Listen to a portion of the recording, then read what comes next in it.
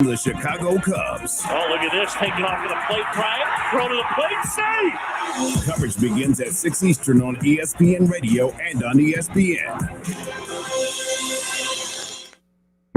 WING 1410 Dayton, Dayton's ESPN Radio.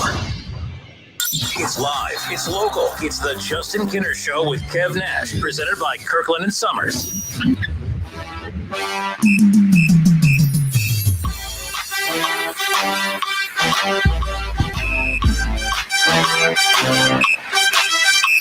All right, happy Friday, everybody. Well, it is Friday, right? Yes, it's definitely a Friday. Happy Friday, everybody. Welcome in. It's the Justin Kinner Show with Kev Nash, presented by Kirkland and Sommers and Orion Sports Medicine. Happy Friday. Hope everyone has some fun plans for the weekend.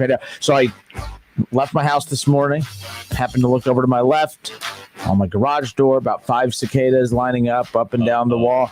I took a picture, sent it to Nora, and all she sent back was, "They're here." I'm like, "Oh, they're here." Look, I don't remember. Look, I'm at 31. I don't remember 17 years ago. I don't remember the cicada takeover. I mean, people are making it sound like we're going to be just up to our windows in cicadas, and then other people are like, "Oh, it's not as big a deal as people say." I don't like little creepy crawlies. I don't care if these things don't bite. I don't care if they don't come after you. If I see something just kind of moving across the floor or whatever, I jump. I'm a very jumpy individual. I don't do bugs. I don't do spiders, little spiders, big spiders. I don't do any of that stuff. These cicadas don't harm anything. They're still creepy as hell. I don't like it. 5 of them already at my garage door this morning. Yeah, they're like this big, dude. They're huge and like they're everywhere. Like I do remember when they came back. You do? Yeah. Okay. I mean, it's not like, swarms of them, but it's enough. Like maybe you'll see like 15, 20. Here, scoot to your left real quick, just so you can get in the shot. Oh, there we go. That way, yeah, there we go. There would be like 15 to 20, like just around your house or whatever, or just like, and especially like when they bang into your window. They do what now? They like bang into your window, and the size of these things, it's not like when like a bee hits your window, you hear the little. Mm-hmm. No, these things are.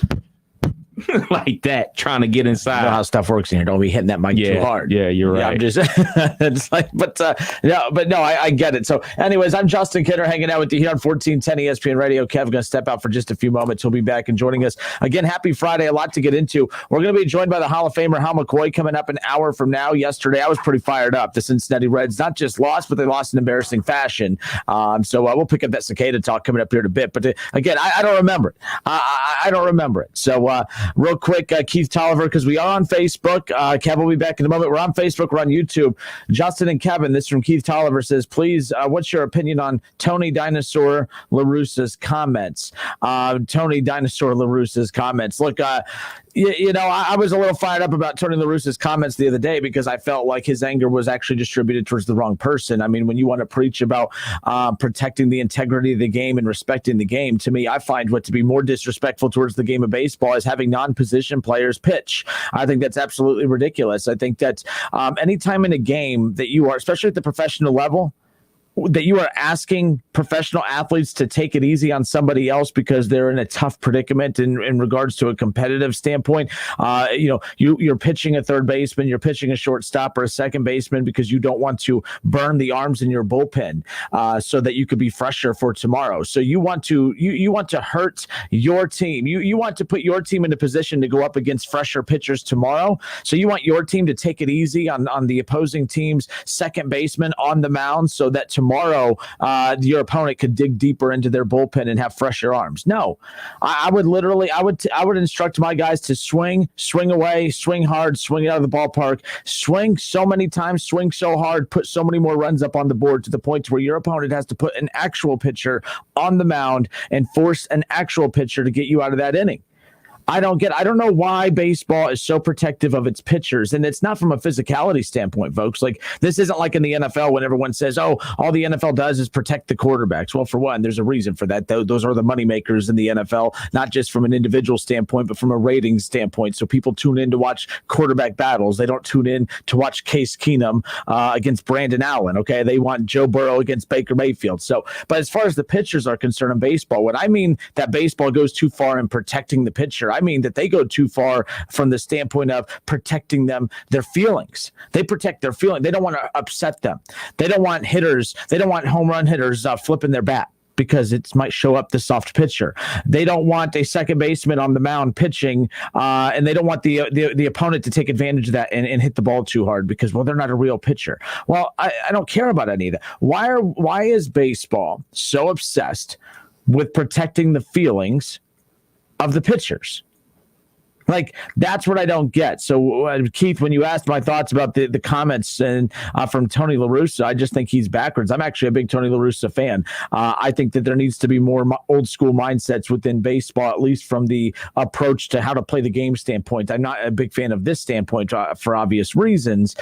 So I don't think, I keep seeing people say, Tony La Russa, this is why he has no business managing this team. Oh, stop. He's a Hall of Famer. Like, is that what we're going to do now? Is we're going to disrespect every guy from the past because they don't totally line up with the way we view baseball today? That's the problem I have. We need to stop doing that. I've seen too many comments of he has no business managing in today's game. What are you talking about? In what other line of work do we say that? I know that, for one, legally, you can't tell someone that they're too old to work for you. But in what other line of work? I mean, usually the older somebody is, the more experience they have, the better off that they are with you. Now, if it's a personality thing, I think he's a pain in the ass, he's a diva, we don't want him to work for us, I get that. But to say that Tony La Russa, a Hall of Fame manager, has won multiple World Series, is one of the best of all time, to sit there and say he has no business in today's game, the game today is not good. The product is not good. These managers can actually learn a thing or two from Tony La Russa. But this is the one thing I cannot get on board with when it comes to Tony La Russa's mindset about this. He called out his own player. Now, I did hear Mike the Mad Dog Russo earlier this morning on Mike Greenberg's show on Greeny, and he brought up a good point about the one thing that the media and everybody keeps forgetting is that the reason Tony La Russa was so fired up is because Tony La Russa actually instructed his hitter, do not swing. Like, that's why Tony La Russa was also as fired up as what he was, is because, yes, he thought it was still wrong to crank it out of the ballpark with the position player on the mound. But the reason he was so fired up afterwards is because it's not that he did it. It's that he did it after being instructed not to. The manager said, don't. He did it anyways. That's what led to his passionate response. And then, of course, he doubled down. That's the other thing that old school managers do. They're not like, just because like the managers like David Bell and other guys are yes men when it comes to today's baseball doesn't mean that the old school managers are. All right. I mean, you don't have to agree with Tony La Russa or like Tony La Russa, but I give Tony La Russa credit for doubling down and saying, you know what, you guys don't have to like it because I don't like his mindset on it. But what I can respect is somebody who finally says, you know what, I don't care if ownership doesn't like it. I don't care if the fans don't like it. I don't care if baseball doesn't like it. The bottom line is I'm the manager. I told him not to do it. He did it anyways. I have the right to criticize him. That part I can get on board with. I can't get on board with the philosophy of it. I can't get on board with the mindset of it, but I can at least say, you know what? That's his job. He's the one in charge. If the player totally disregards his instruction, that becomes on the player at that point. Keith Tolliver says, absolutely non-position players pitching is disrespectful as beep. That I am a big fan of as well. That's basically, how I opened that, answering that question. Sorry, I got distracted just reading my notes real quick. Sorry. It's a Friday. I'm a little all over the place. I'm scatterbrained today, so bear with me. But yes, that's what I mean by that is, and I brought up the Tim Tebow thing yesterday. I'm so sick of hearing that guy's name, and yet here I am in position to make sure we don't hear that name, and I'm bringing it up anyways. But I get so annoyed when we start making up. Baseball has all these unwritten rules, right? I get tired of these imaginary rules that don't exist, but yet we talk about them as if they exist. For instance, when it comes to Tim Tebow, I've heard way too many people say that, well, because he used to play in the NFL and he wasn't very good, he no longer gets to come back. Like I heard on Colin Cowherd's show, I think it was Joy Taylor that said, he wasn't any good the last time he was in the NFL, so he doesn't have the right to come back and try to play a different position. He should have done it then. Colin Cowherd keeps saying he needs to get a real job. He said that if Derek Jeter, had the Hall of Fame career at shortstop, decided to come back and try to be a catcher, we would make fun of him, we would rip him for it, but he would have the right to do it because he was at least great at his position the last time that he played. And my thinking on that is if Derek Jeter wants to come back and try to play and try out at a different position, more power to him. For one, it's good for baseball. It's good for the sport. It's good for media talking heads. It's something to talk about. So there's that aspect of it, but that's up to Derek Jeter if he wants to do that. Now, that's not actually happening, but that's the comparison that they used. So when it comes to Tim Tebow, why are we making up these rules about, well, because he wasn't good last time, that's why he's not allowed to try out this time. That doesn't make any sense. So that's kind of what baseball does. Baseball just makes up these little things to protect the feelings of those who follow the sport, and I'll never understand it because technically No one broke any rules. The only person that broke a rule was the actual player who totally disregarded instruction from his manager. That's it. You don't have to like what the manager was saying, but you do have to respect the fact that if the manager or your boss or my boss or Kevin's boss or anyone's boss tells you to do something and you don't do it, you're going to get in trouble. I say all the time, just because you find a rule stupid doesn't give you the green light to break the rule. People think they have, especially during this pandemic, when it comes to the coronavirus, that was my biggest complaint about everyone when it came to the masks and everything else. I don't like the masks. I know you guys don't like the masks. Nobody likes the masks. No one wakes up and says, man, I'm really going to be bummed when this pandemic's over because I can't wear my mask anymore. Like, no, nobody's saying that. But at the same time, I have the mindset of, you know what? If we're instructed to do it, it creates more chaos by not wearing it than wearing it. So just wear it so we can all get through this together and move on. But whatever, everyone's different. But the problem is people would purposely not wear it because they found the rule stupid. Well, I think that's dumb. I'm not going to wear it. And then whenever they'd go into a restaurant and the owner would say, hey, you have to have a mask when you're in here, then they would act so shocked, like, I can't believe you're making me do this. Well, it's only a national, it's a state mandate. It's only there on the sign when you walk into the establishment. But because you find the rule stupid, you think, oh, I don't have to follow it. And that's what the problem is with today's baseball players. Although I agree with the mindset of today's baseball players, the one thing I can't, sign off on is a player telling the manager to basically F off, I'm going to do whatever I want. It's the Justin Kinner Show with Kev Nash, presented by Kirkland and Sommers and Orion Sports Medicine. Keith goes on to say, Justin is absolutely correct, and I'm a Cards fan, so I liked La Russa, but he's wrong. And as an old school manager, you definitely don't call out your own player no matter what. Handle that in-house, because if the player would say something about him, right or wrong, he would get suspended by the team. Absolutely. Jason Payne says, if he bunted, do you think they would still be mad? And that's where, I guess the instruction was not to swing.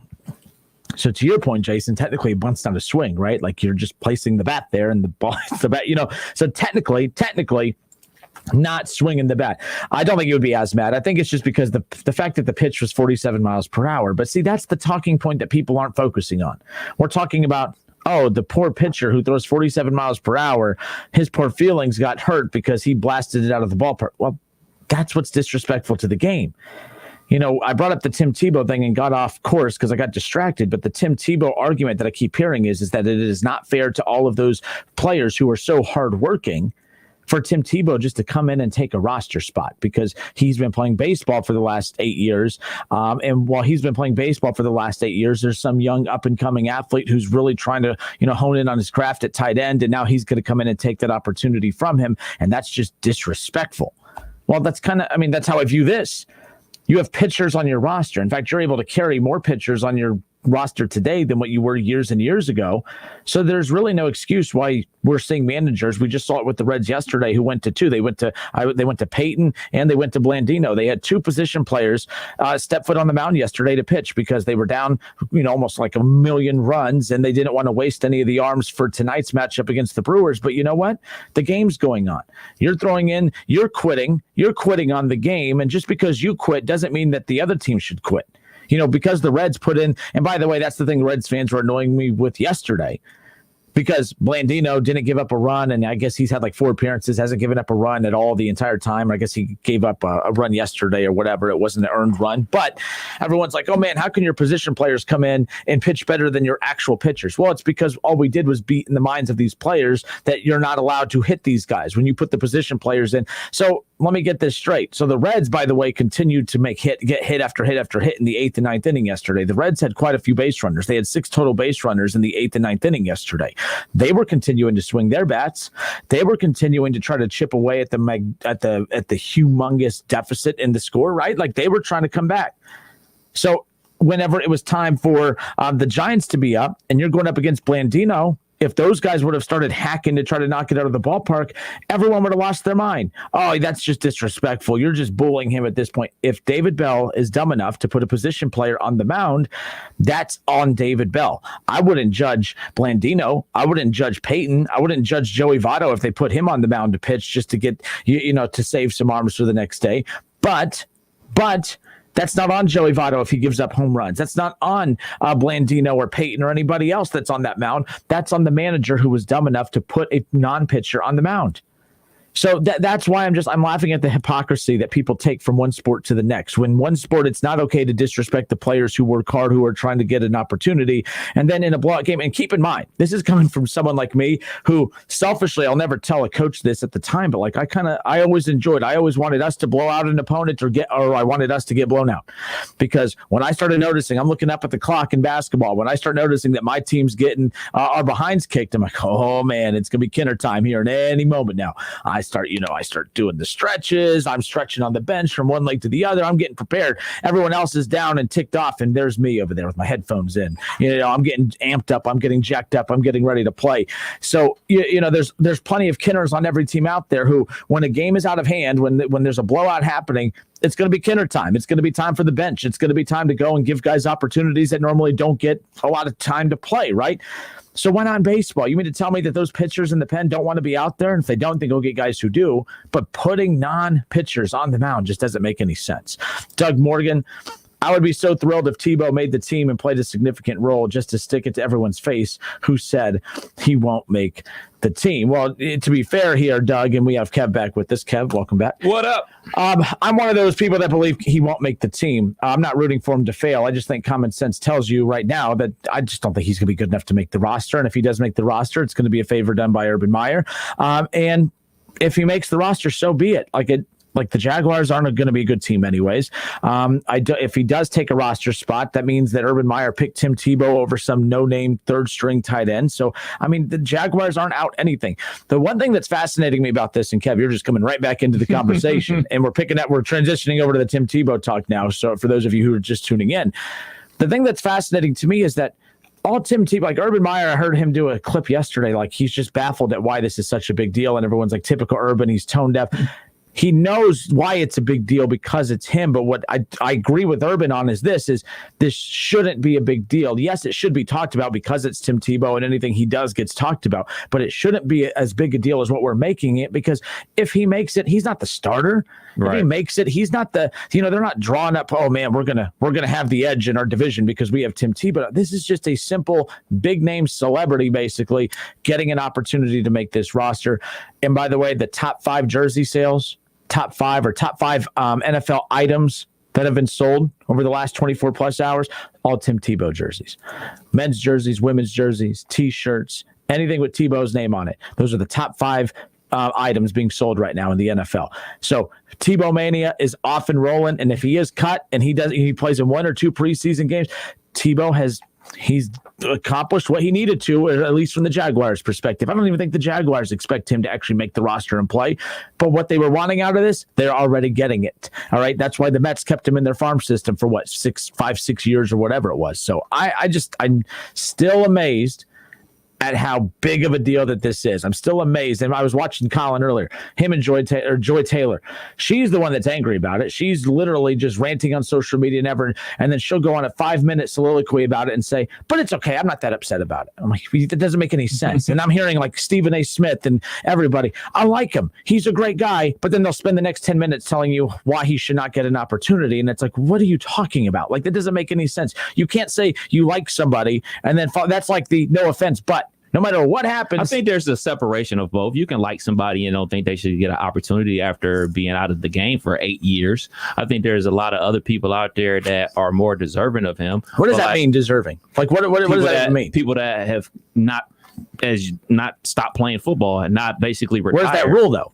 No, this is what I was talking about before you came in. I'm like, we were making up remember, I'm getting better at not being so confrontational. So you're allowed to be open on the show without me having to bark at you. But the tone, I could work on the tone a little bit. But, and that's because my boss is threatening to fire me if I yell at Kevin again. So there's that. We keep saying, he doesn't deserve it because this. And I'm like, but where's that coming from? Where's that mindset coming from? Because players get opportunities all the time that have been out of the game for a few years and come back. And like the cutoff. What is the cutoff? What do you consider a few? Because, he left. A few 2 to 3. This is 8, but I just 8 years is a very long time. Think about that. 8 years. A kid is born, and then 8 years later, they're in the 2nd grade. Mm-hmm. They're reading, they're writing, they're doing tons of things. They're going to the bathroom by themselves. They're doing a ton of things since the last time Tim Tebow has played in the NFL. I don't personally like it. But you know what? Like I said before, once all the speculation came out, it all happened in the wash. It'll all play itself out. I don't think he'll make the team.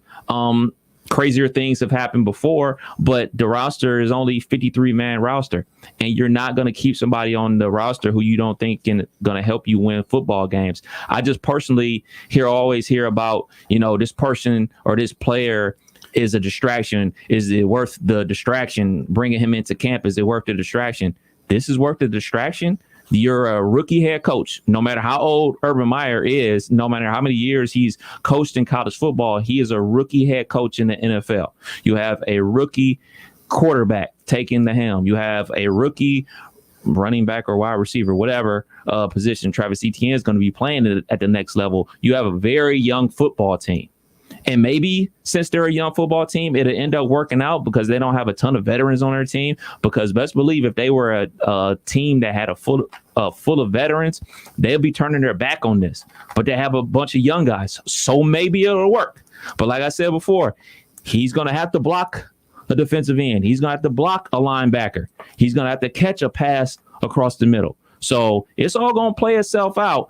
I'm just amazed that some people think like, oh, man, this is a good idea because it's getting them exposure. You know what gets you exposure? Winning games. Nobody cared about the Browns until they started winning games. The Browns did it the right way. They won games. Win football games, people will buy your jerseys. Win football games, fans will come to your games. Win football games, you'll be on big-time, prime-time games. Win football games, you don't have to do outlandish things like this, things that minor league baseball teams do. Win football games, and everything will take care of everything else. I just think it's a ploy, and the jersey sales, I mean, we could say that, but then I could be talk about how, oh, man, Colin Kaepernick's jerseys did the exact same thing when he left the NFL. Nobody's giving him an opportunity. So, like, that is just stuff. That's noise. And everything that we know about Urban Meyer, all those cliches that he said at Ohio State, we want to tone down the noise. We want to focus on the focusables and focus on what we do. We don't want distractions on our football team. He is doing the exact opposite in the NFL, from the strength and conditioning situation to the Tim Tebow situation. All right, to be fair, now this individual is a polarizing individual. I don't want to get into the political aspect of this. I know people can't help themselves. But let's talk about why we should vote for Donald Trump in 2020. Oh, no. Sorry. No, just joking. Calm down. So Tim Tebow, and this is, so for the last, when's the last time Kaepernick played in the league? I want to say it was 2015. 2015. So there's, I've been on record of saying I don't believe there's a correlation between the two. Unless I'm just simply talking about jersey sales. No, I know, but you brought up the word distraction. So the reason I'm bringing this up is because I don't think there's a correlation between the two, because Tim Tebow is changing positions. He's willing to, if Urban was trying to bring him in to be the backup quarterback, I could see why that would be a problem. The fact that he's changing position, I do think that's why Urban thought that he knew it would be a talking point. I don't even think Urban knew it was going to turn into this, because of the fact that Tim Tebow was willing to switch positions. And that seems to be, that doesn't matter. We've made up this mindset of, well, he's been out of the league too long and now he's coming back, and he shouldn't be coming back after that being out of the league that long. And now he's a distraction. I could argue that Colin Kaepernick coming back as a quarterback without changing a position, he would be as much, if not more, of a distraction from that standpoint. So that's what I mean, is we're picking and choosing with Tebow what narratives we want to use to discredit his comeback, knowing that Kaepernick was going to be the biggest distraction in the world, at least for the same purposes as this, different talking points being the talking point being, oh my gosh, we're talking about Colin Kaepernick being a backup quarterback somewhere in the NFL. I've never heard of a backup quarterback dominating headlines before. Colin Kaepernick would. I've never heard of a fourth or fifth string tight end dominating headlines. Now we're seeing it with Tim Tebow. So I feel like there's a room for, not from you, but for hypocrisy in regards to all the shows I've heard over the last couple of days saying, you brought up the point of, is this distraction worth it? Well, there's a lot of talking heads in sports media that I believe that if Kaepernick was coming back, I wouldn't be hearing that as far as, oh, well, it's a distraction, he shouldn't come back. Like we're willing to pick and choose which distractions are worth it. And that's why I'm bringing that up, is because, well, Kaepernick would be just, hell, when he was for that potential workout, Colin Kaepernick would be a way bigger distraction than Tim Tebow. The difference between the two and their distractions, what they will be distracting the team from, I guess, if that's a proper sentence or a phrase, whatever. One is Tim Tebow, God-fearing person. And, I don't even understand why Tim Tebow is so polarizing. You know how many guys that play professional sports are, for lack of a better word, holy rollers? You know how many guys out there praise the Lord every single day? Look at a Troy Polamalu. He prayed before every snap in the game. He's not a polarizing guy. So I just don't understand why Tim Tebow is so polarizing. I just don't. I understand why Colin Kaepernick is. I mean, an activist playing football. That's, that really didn't happen since, Jim Brown and those type of things. So I just don't understand why Tim Tebow. I don't get why people are just like over the moon about it. I don't get why people are so upset about it because, like I said, especially the football players, because they know way better than I know that he's got to block a defensive end. Think about it. He's going to have to block Myles Garrett. He's going to have to block TJ Watt. Good luck with that.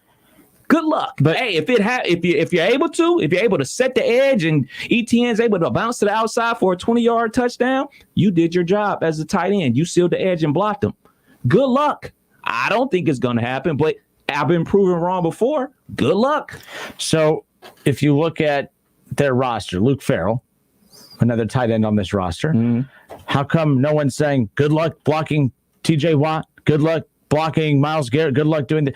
How come Tim Tebow? And by the way, when you're polarizing, you don't get to pick and choose. Like I think I want to be polarizing when I get older. Like Tim Tebow doesn't get to choose. This is not on Tim Tebow. But it's still falling on him though, whether he likes it or not. And that's the unfortunate part. But people keep doing these weird little transitions of, look, this ain't on. Not. I know I keep sounding like I'm going to. I'm just saying I've been hearing it all day on these shows of, look, I like Tim Tebow, but he ain't going to block this guy. He's not going to do this. Good luck with this, man. He ain't going to do. And then if he doesn't, then he's not playing, and then we move on. Look, if we get to the point to where he can't do all those things and Urban actually has him as a starting tight end, then this could be a story. I just think this is way too premature. If I just don't understand why so many people are passionate. So is it us as a people that are just enamored from Tim Tebow, or is it, the talking heads on ESPN telling us what they want to talk about? It's got to be one or the other, because if we know about this radio business and TV business, like they're giving us what we're talking about. Like you said it with the jerseys, like people are buying the jerseys. People want to know about Tim Tebow. People want to know if he's going to make the team, if he's not going to make the team, how is he playing at minicamp and everything like that. People have a want for him. So it's not the fact that ESPN is berating us with the Tim Tebow talk. The people want to hear about it. They're talking about what the people want to talk about. And this is why I get a huge crack out of this. Look, I was laughing. I posted that the Pro Football Focus ranked the quarterbacks, and we did that earlier in the week. We're not diving back into that, but all I did was share it. I didn't put my opinion in there. I just said, the Pro Football Focus has Baker's and Lamar's top 10 quarterback. They have Joe Burrow ranked as the fourth quarterback in the AFC North. And people are attacking me left and right. Say, oh, you're just posting this for clicks. And right away, we as media people get defensive. I ain't posting that for clicks. But then I thought about it. I'm like, well, for one, I can't post it for clicks because you clicking on me on Twitter, I don't make more money for that. That doesn't do anything for me. Make money off no, I don't have the little tip.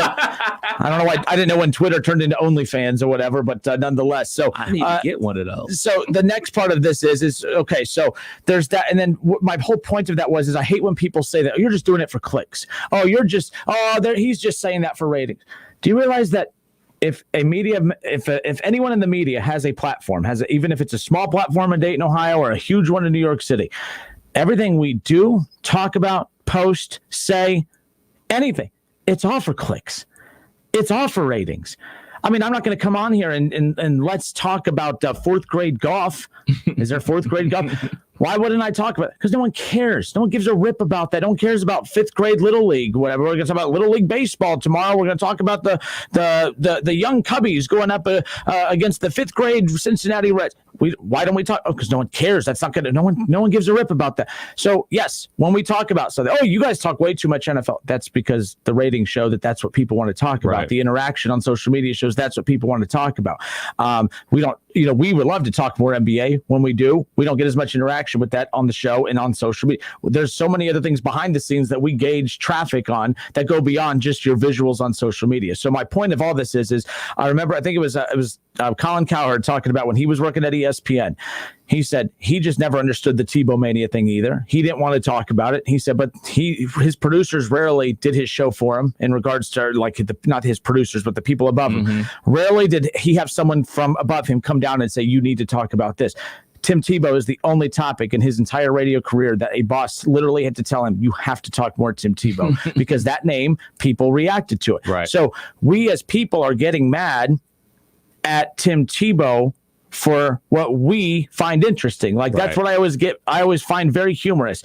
Everything that we talk about is your fault, listeners. You were trying to give you what you want. Do you want to talk? Now, there's one person in the car saying, well, I don't care about Tim. Yeah, you're one, but there are billions of other people who actually are tuning in and are interacting. That's why so many hosts are talking about it. Today, we're having a normal conversation about why is this such a big deal? Why is this even a thing? Not so much the aspect of why is it a big deal that he's joining this team. I agree with you. Why is that name? Why is he polarizing? Right. How? I mean, he's never been in trouble. He's had teammates who have been in trouble. He's had a coach that's kind of a snake to a lot of people outside of Ohio State country, right?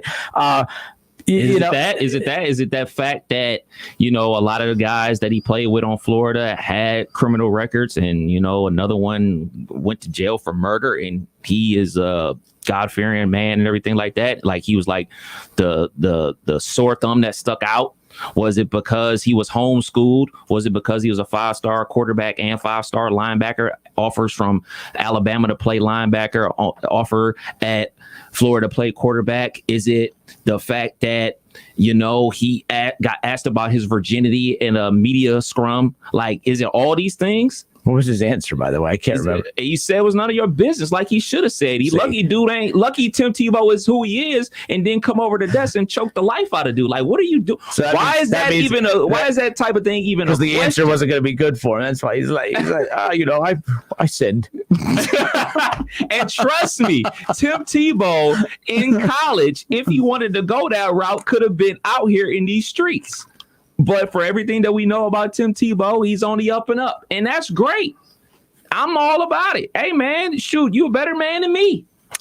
But it just comes down to me, just like, all right, man, like I look at us as a people, as a masses, and just say, y'all are off the hook. Y'all really concerned about this dude making a team. There's millions and millions of people across the country that get jobs on the hookup. They get jobs on the hookup. Hey, man, hook me up. I hooked people up when I was in high school. I put in a good word for them when I was working at a pizza place. Like, hey, man, so-and-so, my buddy want a job. Tell him to come fill out an application. 3 days later, me and my buddy working together. Like, that type of things happen. Now, that is a 16-year-old Kevin talking to his manager about another 16-year-old getting him a job. See, no one's saying he doesn't deserve this opportunity. Yeah, he doesn't deserve this. So think about all the people that you work with.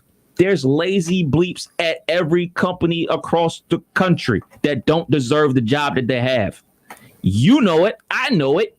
I'm probably one. People listening to this show right now know it and know that they got that job because they got the hook. And up. Everyone listening to you just saying that, there's everyone, whether you're in your car or your office, you're sitting outside enjoying this beautiful freaking weather where we're stuck inside. Every one of you just had 5 or 6 names just instantly come to your head. Like, oh yeah, like so-and-so. Oh yeah, like so-and-so. Hey, you're getting out your phone. Man, I'm listening to the guys talk about blah, blah, blah, blah, blah. They're talking about so-and-so at work. That, like, we all know that. So we need to stop acting like this is like foreign territory when it comes to this. Like, this isn't new. With all that said, I don't necessarily believe it's right, but I don't have the answers to stop it. Like, I don't think you could ever stop a situation like that. How can you actually prove the fact that people are getting jobs that they don't deserve? How are you proving that Tim Tebow is getting the opportunity that he quote unquote doesn't deserve? You know how? He goes to minicamp. He blocks a defensive end. He blocks a crazy linebacker. If he puts the crazy linebacker defensive end on their butt, guess what? He's going to stay. If he gets put on his butt, he's going to be gone. And just like a person that's in sales, if they don't meet their quotas, guess what? They're gone too. Well, here's the other part of it. Tim Tebow will not be a starting tight end in the NFL. If he makes this roster, he will not be the starter. So then the story, Injuries. then the part happens about. Well, I mean, look I'm at joking, I'm you know how joking. many look at Bobby Hart and all the others that had jobs in Cincinnati that had no business being in having a starting job in the NFL. But you know what? The thing is, the only reason why we talked about Bobby Hart and ripped Bobby Hart because he was featured on the offensive line and he was screwing up left and right. You know why? If Bobby Hart was the second or third string offensive lineman, you know why we wouldn't talk about Bobby Hart? Because no one cares about the second and third string guy. So if Tim Tebow makes the roster and we say, well, he can't block anybody. Well, usually you could probably go across the board and look at every second and third string tight end in the NFL and say they can't block anybody either. So should we kick them off the team as well? Like, this is coming down to, I don't like Tim Tebow, so he should not have this opportunity. And if people say that, I could respect that. Who doesn't like Tim Tebow? I mean, everybody, it seems. By the way, people could say, I like Tim Tebow, but he doesn't deserve that. You don't like Tim Tebow. Because this isn't a big deal. I think those are two totally different things. I know, because I don't see how this is a problem at all. Like, there's not like this. You can think somebody not deserve an opportunity and still like them as a person. But this is a tryout. This isn't a Urban Meyer announces here at the end of May that he is the starting tight end. It's a tryout. That's all it is. I can compartmentalize those, though. I can say, like, hey, man, I don't think he deserved a chance. But, hey, man, he's a better man than I am. But why? There's no one else that you say that about except him. Why? Oh, I said that about Josh Gordon about 1 million times. Said that about Antonio Brown, too. But why? I mean, that's their personal life off if a team wants to give them an opportunity. And then they get that opportunity. Look at Antonio Brown catching passes in Super Bowls, catching touchdown passes in Super Bowls. I'm just saying, like, I'm not just breaking it down strictly to Tim Tebow. I'm saying, hey, man, like, obviously Josh Gordon has, emotional problems that he needs to work on. Is this the best thing for him? Now, hey, man, I ain't no doctor. I'm a dude that talks on the radio station, on the hip hop station, on the sports station, updates websites for a living. I don't know. I'm just giving my opinion about it. I'm just saying, like, it ain't strictly about Tim Tebow. Like, I just think, like, hey, man, does he deserve an opportunity after he's literally smoked away opportunities before? Does this dude deserve the opportunity after throwing a dumpster fire, not only on one, but two organizations, and then all the off the field if I could talk, accusations that he's been through? Like, those are things that I think about. Like, but at the end of the day, the teams decide if these guys are worth the headache that they're going to give them. Antonio Brown proved to be worth it. Josh Gordon has not. So this is coming down to, if you are, and this was my point about Kaepernick years ago that I got destroyed for, when really this is proof of it. Tim Tebow is a distraction, and he's not good enough to be a distraction. That was my point about Kaepernick, is that no one's going to bring in Kaepernick to be a backup quarterback because the talent is not up. The talent's not good enough to be worth a distraction. Antonio Brown, you'll deal with the noise because his talent is one of the best in the league. And look across the league. I'm a Browns fan. I can't stand the fact that Kareem Hunt, that was just so quickly overlooked. There's a video of him kicking a woman. Oh, well, no big deal. Kareem Hunt's really talented, and look, now the Browns have 2 top 10 running backs on the roster, and Browns fans can compartmentalize that. Right. Browns fans can compartmentalize that. Yeah, he kicked a woman, but you know what? He's really freaking good. Right. And then we move on. Don't worry, Bengals fans. I haven't forgot about you. Joe Mixon also has made some mistakes when it comes to domestic violence in his past. And, we are first to want to rip Tebow, want to rip everybody else that we don't like. But, hey, when it's on our team, we say, oh, yeah, Joe Mixon had some, demons in his past. But you know what? He's worth the distraction. He's, all the noise. I remember when the Bengals drafted him. I was listening to a Reds game that night. Marty Brenneman, they're talking about how much of a disaster that is that the Bengals drafted Joe Mixon. I remember listening to Marty that night, and everyone's mad at Marty because he had such an opinion on it. But the Bengals said, you know what? It's going to be noisy for a little bit, but then we'll get into camp. He'll run for 100 yards a game. He'll score touchdowns left and right, and we'll forget about it. And that's what happened. We forgot about it. We forget about those issues because they're good enough, and the talent speaks for itself. But when the talent doesn't speak for it, which, by the way, the fact that I'm not even insinuating that Tim Tebow is even in the same light as those guys, or Kaepernick for that matter. But the point is that you have to be talented enough to be able for teams to say, you know what, he's a distraction, but man, the talent's worth it. And that's the one thing I've said about Kaepernick, and the one thing I'm going to say about Tim Tebow is that at the end of the day, regardless of our opinions on them personally and what they stand for, they're not talented enough, in my opinion, for all of the noise that comes with both of them, regardless of your view of what they stand for and what they're doing off the field. That was a long opening segment, and we touched on like 85 different things.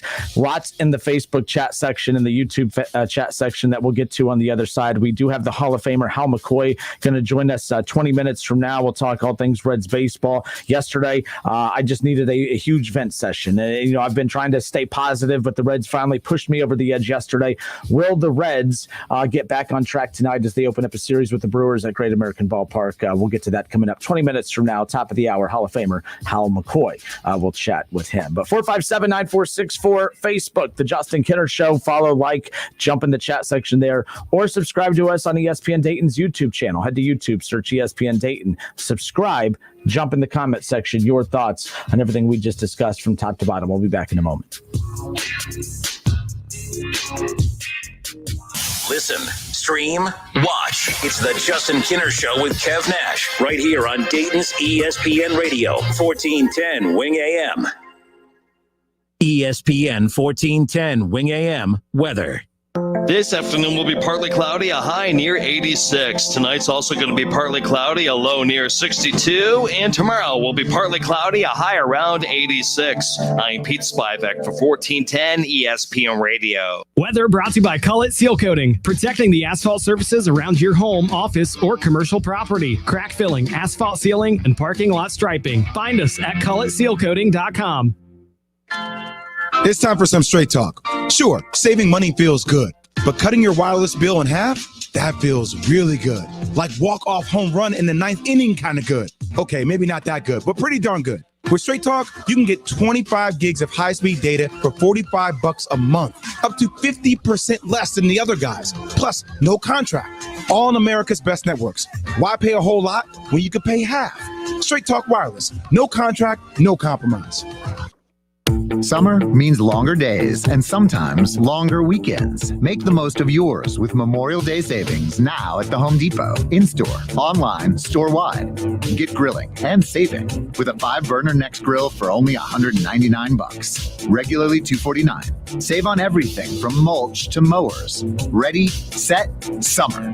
Memorial Day savings. Here now, only at the Home Depot. How doers get more done while supplies last. Napa know-how. Why get a 5-quart jug of Mobil 1 full synthetic motor oil for $27.99? Great question. Do you like getting $10 prepaid gift cards? Do you enjoy your car working? Do you love being called a genius? Who doesn't? Pick up Mobil 1 for $27.99 to get a $10 gift card. Quality parts, helpful people. That's Napa know-how. Napa know-how. General states pricing. Sales prices not include applicable state, local taxes, or recycling fees. Offer ends 5/31/21. Summer, it's almost here, but Memorial Day savings are already at the Home Depot. In-store, online, store-wide. Like 5 bags of Garden Fresh mulch for just $10. Save on everything from flower beds to a fresh coat of paint. From power tools to ceiling fans. Ready, set, summer.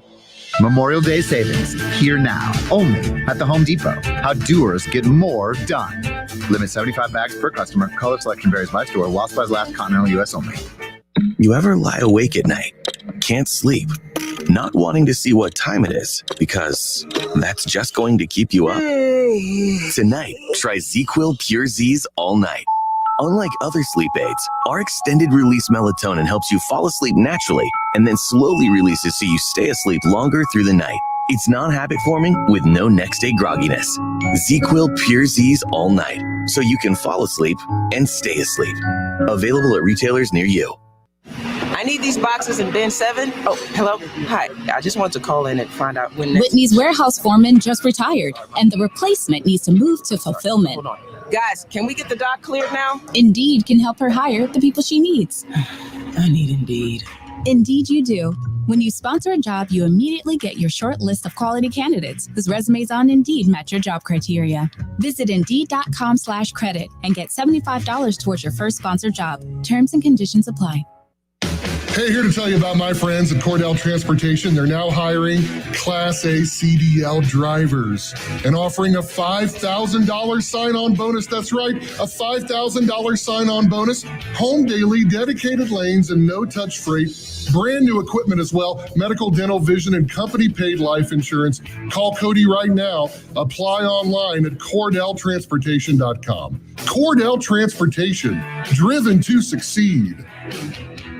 Now at Menards, save big money on your next project with 11% off everything. There's no limit to what you can create with Menards' huge selection of landscape blocks. From sturdy retaining walls to a quaint path through your garden. Right now, all landscape blocks are 11% off. Get 11% off everything now at Menards. Good through May 22nd. Savings are a mail-in rebate. Some exclusions apply. See store for details. Save big money at Menards. Hi, my name is Brian Sommers, and I'm an attorney with Kirkland and Sommers. We are a law firm dedicated to divorce and family law. We have 2 locations serving Miami Valley, one near Austin Landing and the other in Troy. Remember, we're not part-time divorce and family lawyers. We're full-time here for you. Kirkland and Sommers, trusted and experienced, a family law practice dedicated to serving you. Visit them online at kirklandandsommers.com. That's Sommers with an O, kirklandandsommers.com.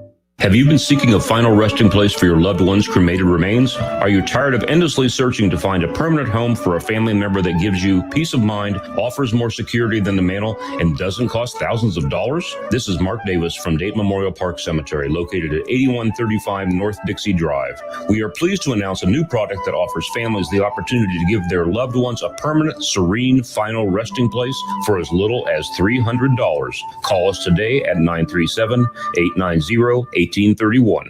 Drive-by birthday parties, virtual weddings. In a world full of things you never thought possible, here's one more. Now you can get Allstate's quality insurance at an affordable rate. When you bundle your home and auto, you'll save up to 25%. With Allstate, you can lower your rates, not your expectations. Visit Allstate.com or call an agent for a quote today. In most states, prices vary based on how you buy. Savings vary, subject to terms, conditions, and availability. Allstate Fire and Casualty Insurance Company, Allstate Vehicle and Property Insurance Company, and affiliates, Northbrook, Illinois. Look, staying healthy isn't easy. Watching your diet, hitting the gym, avoiding stress. But a good night's rest helps boost your overall health and wellness. And it couldn't be easier. The new Sleep Number 360 Smart Bed is the only bed that effortlessly adjusts and responds to both of you. The result? You wake up ready for anything. Proven quality sleep is life-changing sleep. Don't miss our weekend special. Save $1,000 on the new Sleep Number 360 Special Edition Smart Bed, Queen, now $17.99. Plus free premium delivery when you add a base. Ends Monday. To learn more, go to sleepnumber.com. Whether it's next-day delivery or getting involved in their local communities, Napa goes above and beyond to serve you because their motor never quits. That's Napa know-how. You want more local content from Dayton's ESPN radio station 1410 Wing AM? Make sure you subscribe to the WING 1410 Dayton YouTube channel, where you can watch all your local shows live or go back and rewatch previous episodes of The Justin Kinner Show with Kev Nash, The Keith Byers Show, Talking Out Loud with Sully, and more. College football playoffs, Browns, Bengals, Buckeyes, and more. Catch the Keith Byers Show Mondays at noon on 1410 ESPN Radio.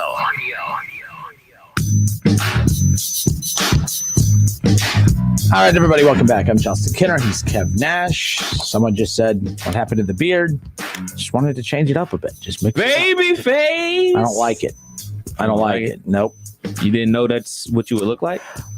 No, like when you shave your face, like if you have facial hair for like so long and then you just completely get rid of it, it's like, man, I knew I was fat, but like like that's what. Never mind. But it was just hiding a lot. Like let's just put it that way. I'm like, holy smokes! So I'm not going baby face again for a long time. So that way it all just grows back. Can you grow even. a full beard? Nope. It looks really gross. I can't say what I wanted to say, but like it gets real gross. So I'm like, you know what? We'll just do the chin and you know. And by the way, it took the pandemic for me. I've never even tried to grow a mustache until a year. Well, when I've tried in years past, it comes in too slow and then it just looks nasty. So last year during the pandemic, before we started doing the live video feed stuff, I was like, oh, what the hell? You know, Nora's been with me for 7 years and I'm only getting fatter and she hasn't left me yet. So you know, it's like now's the time to try something. So you know, it worked out pretty good. But give it a shot. There you go. Opened up talking about a ton. Don't really really actually know what the hell the whole purpose of the first segment was because we covered so much. But nonetheless, that's what we do it's a free-for-all Friday as far as that goes. I thought it was absolutely hilarious whenever the list came out today. That Tim Tebow is the top five most sold items in the NFL right now are all Tim Tebow related. And that's where it is. And really that's what it comes down to. And by the way, Kev, I agree with you 1,000,000%. Like if you are an actual professional team and you are adding players just for promotional purposes, like I feel bad for you. So it's just one of those that I can't get on board with. But ultimately, I think this is probably the most bizarre sports story that is non-controversial. That makes sense. This is the most controversial, non-controversial story in the history of sports. Like I can't fathom. But real quick, couple reads here from Facebook before we step away for a few moments. Brian McCoy says fans love Tim Tebow. The media hates Tim Tebow. Why? I know the popular answer is the religion thing, Kev. I really don't think that's, to be honest, I don't think that all fans love Tim Tebow, Brian. But I think that it really comes down to played in the SEC, dominated in the SEC, played for a coach that, fans outside of the fan base that he coaches for does not like, had some very interesting teammates that people do not like. And they look at Tim Tebow and, and then he bugs you because a lot of times, like when we do this, when we tell you why a player's not going to succeed and then he goes out and does it anyways, it irritates you. Like he's going to irritate people if he ends up making this team. He's going to irritate people when he catches a touchdown in week 1. And he's going to irritate people in week 2 when Urban calls a trick play and he ends up rolling out to his left and completing a pass for a touchdown. Like it's going to irritate people because that's what Tim Tebow does. Unfortunately, you know better than anybody. No one gave him in Denver a shot to beat the Steelers in the play, and Tim Tebow won to play. He has, and by the way, he's bad. You go make numbers, sing and dance. He has a winning record in the NFL as a starting quarterback. He has a playoff win. All right, and that's why Bengals fans hate him because Tim Tebow has a playoff win in the last 10 years, and they don't. Like that's really what it comes down to. Tim Tebow, I will never argue, should be a quarterback, should be a player in the NFL. I'm not going to die on that hill, but I will die on the hill of if they offer him an opportunity, that's totally fine. And because there is no set rule of what warrants an opportunity earned, it's just all subjective at that point, and that's what makes this conversation so interesting, is everyone in their head has a moral reason for why he should or should not get an opportunity, but no rules have been broken. And I also think Tim Tebow is a victim of the hate towards Urban Meyer, Kev. If you notice, I'm not saying Urban has not made any bad decisions, but every decision he makes is getting blown up bigger than what I think it actually is. I'm not defending the strength and conditioning coach. I think that was tone deaf of Urban, but everything he does, Kev, is getting a lot of flack. Like I saw it on about Travis Etienne taking reps at wide receiver during minicamp, and people lost their mind. I was like, what? Yeah, Urban, there he goes. He's thinking this is college again. No, teams do that all the time. He's going to be used the exact same way Curtis Samuel was used his first couple years in the NFL, and the exact same way Tyreek Hill was used in his first couple years in the NFL. He was a slot receiver out wide. He was an offensive weapon. He really didn't have a position. Tyreek Hill lined up at running back a ton, return kicks and everything like that. If that's the role that they see for Travis Etienne, by all means, get him more reps at wide receiver. It's not a big deal about where he lines up because people have this thought process in their head that, oh man, football is supposed to be exactly like this. Well, we're learning the way football is played nowadays, man. You put your best players all over the field. Like the days of Marvin Harrison only lining up on the right side of the field, those are over. Like they line him in the slot, they line him out wide, they line him on the left side, they line him on the strong side, they line him on the weak side. Hey man, we're going to do this crazy orb route where we're going to motion him into the backfield, pump it to the right, and then throw it back to the left. Touchdown. Wow, it really worked. Those are the type of things that happen in modern football. So if Travis Etienne getting reps at wide receiver bugs you, you need to wake up. Yeah, and by the way, if you want to criticize Urban for that, this is why I know people are just finding anything and everything to complain about him for.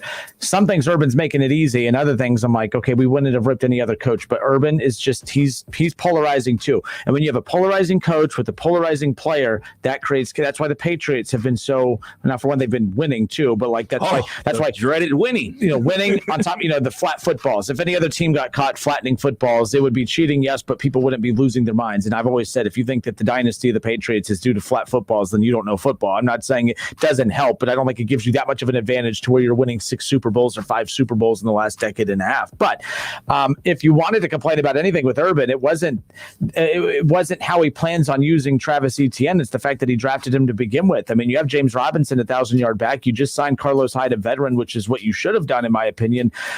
This was my complaint about the Cincinnati Bengals. It's not that Jamar Chase is a bad draft pick. Jamar Chase just was not needed in the prioritization of the needs that they had to address. That was always my biggest argument about the Bengals. Oh, so you don't think Jamar Chase is good? No, I think he's great. I think he's the best wide receiver in the draft, but I also don't think that when you look at all the holes that the Bengals had, that they needed to address the wide receiver position. That's why I was annoyed with Urban Meyer with this pick, because Urban came out defending the pick saying, well, we plan on doing this with it. I don't care. Just like the Bengals. Oh, we plan on doing this. I don't care. There were other bigger needs that you have. You have a rookie quarterback. You should have addressed the offensive line more. You should have focused on that more. And instead, you used a first-round pick for Travis Etienne when you already have a 1,000-yard back. You already signed Carlos Hyde, a veteran back. And now you've actually created more of an issue. You've created a depth at a position that already had depth to begin with when you have so many other holes. It just didn't need to happen. So that if you want to rip Urban for the prioritization of the needs that he addressed versus who he actually picked. But again, that just shows people aren't paying attention to what he's doing. They're just looking for anything and everything to jump on him for. But he is making it easy on some things, I'll tell you that much. Let's talk little Reds baseball with the Hall of Famer Hal McCoy. He joins us next. The Cincinnati Reds are 5.5 games back in the NL Central, but for the first time in a while, they have a division opponent coming up here tonight. They start a 3-game series at Great American Ballpark with the Milwaukee Brewers. They have 3 with the Brewers, an off day on Monday, and then they'll hit the road for 3 at Washington, and then they'll have the Cubs a week from tonight as well. So it's a big, important stretch for the Cincinnati Reds coming up. They've already shot themselves in the foot after getting swept by the Giants. How concerned should Reds fans be? We'll talk about that with the Hall of Famer Hal McCoy next. It's the Justin Kinner Show with Kev Nash. Justin, you're awesome, baby. Right here on 1410 ESPN Radio.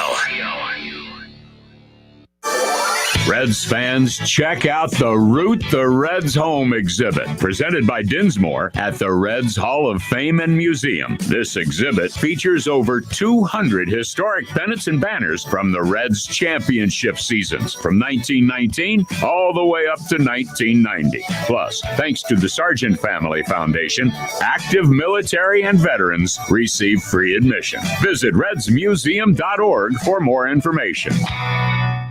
Rural King's pet food prices has pet lovers going, wow. Rural King offers the lowest prices on pet foods every day, like Diamond Naturals dog food. Made with ingredients of exceptional quality, Diamond Naturals dog foods provide complete holistic nutrition for that 4-legged family member. Get a 40-pound bag of Diamond Naturals lamb or chicken and rice for just $28.69. Nobody beats that price. This is available in stores only at your neighborhood Rural King, America's farm and home store. You have empty office space to fill or home office to create. You know what you need. You know what you'd like. But you also have a pretty good idea after you've shopped around the usual places what you need and what you like might not happen. Well, then you haven't been to Charles Larrick's Warehouse Outlet. Nobody has their selection. Nobody has their discounts. And every week there's something new. If you need office furniture, Larrick's Warehouse Outlet can sell it to you for half the price and below manufacturer's selected prices. Half price and below on hundreds of items. Selection from budget to the best. Really, desks from $50 to $5,000.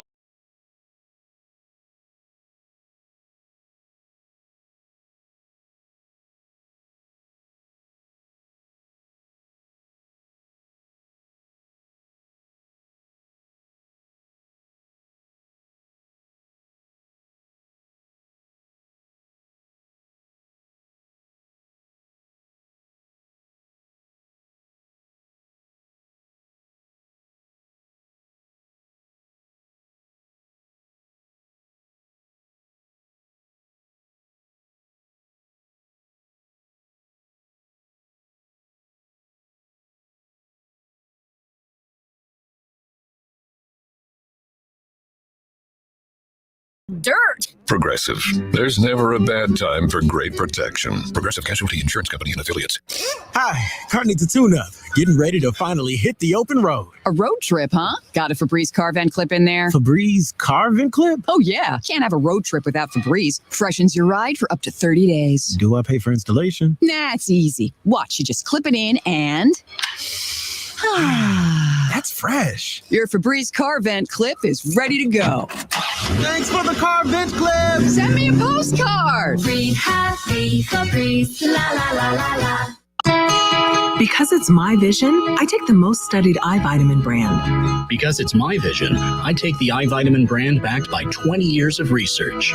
Because it's my vision, I take PreserVision. Age-related macular degeneration is the leading cause of vision loss in adults over 60. That's why the National Eye Institute did 20 years of clinical studies on the formula that's found in PreserVision. From the eye experts at Bausch & Lomb, PreserVision AREDS 2 formula eye vitamins contain the exact nutrient formula recommended by the National Eye Institute to help reduce the risk of moderate to advanced AMD progression.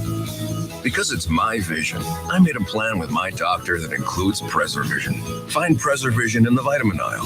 Available at Walmart. These statements have not been evaluated by the Food and Drug Administration. This product is not intended to diagnose, treat, cure, or prevent any disease.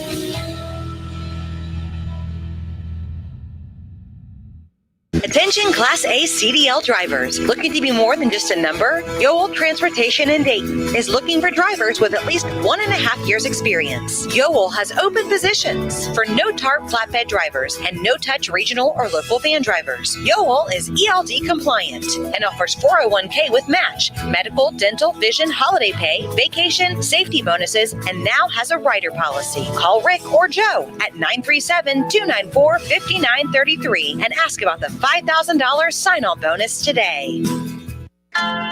It's time for some straight talk. Sure, saving money feels good, but cutting your wireless bill in half, that feels really good.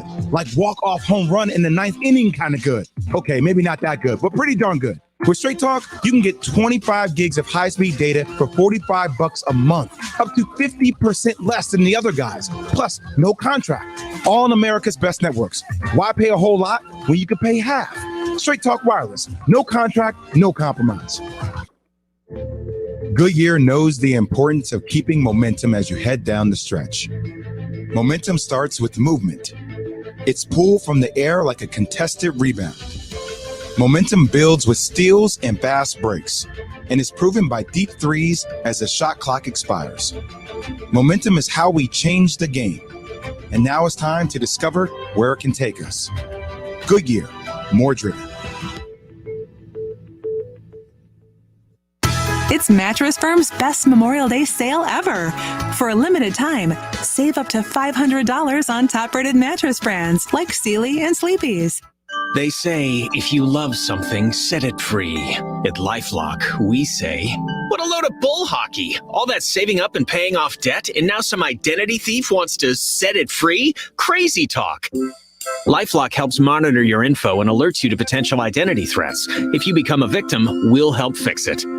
No one can monitor all transactions, but LifeLock helps you keep what's yours.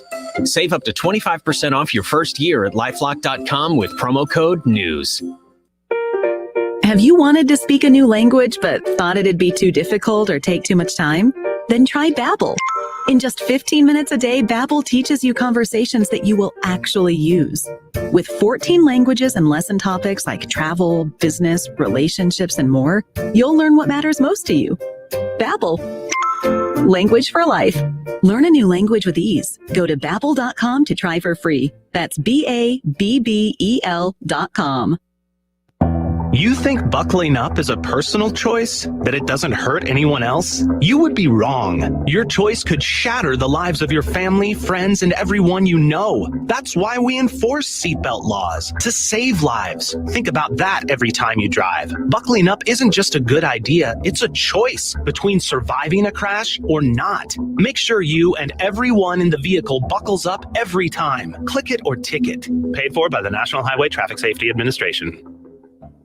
If you are push mowing your yard using an inefficient lawn tractor, or your current zero-turn spends more time in the shop than mowing your grass, it's time you look at the Hustler Zero-Turn Lawnmower. Residential mowers from Hustler are built like tanks and drive like sports cars. All Hustler mowers have fabricated welded steel decks. Don't settle on cheap units with flimsy stamp decks from big box stores. See Small Engine Service Pros and we'll guide you to the right mower for your property and your budget. 2030 North Dayton Lakeview Road, Route 235 in New Carlisle.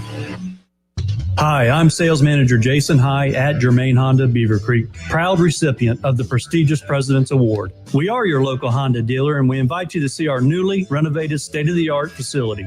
You'll be amazed at our selection, and remember, all new Hondas come with a lifetime powertrain warranty. Visit us at Route 35, just east of 675, conveniently located near Wright-Patterson Air Force Base. Germain Honda Beaver Creek, the right car, the right price, the right way. I'll see you soon. Liberty Mutual customizes your car and home insurance so you only pay for what you need. Liberty, liberty, liberty, liberty. Attention men under the age of 35. You know what really impresses the ladies? When a guy has a few drinks and later gets pulled over for buzzed driving.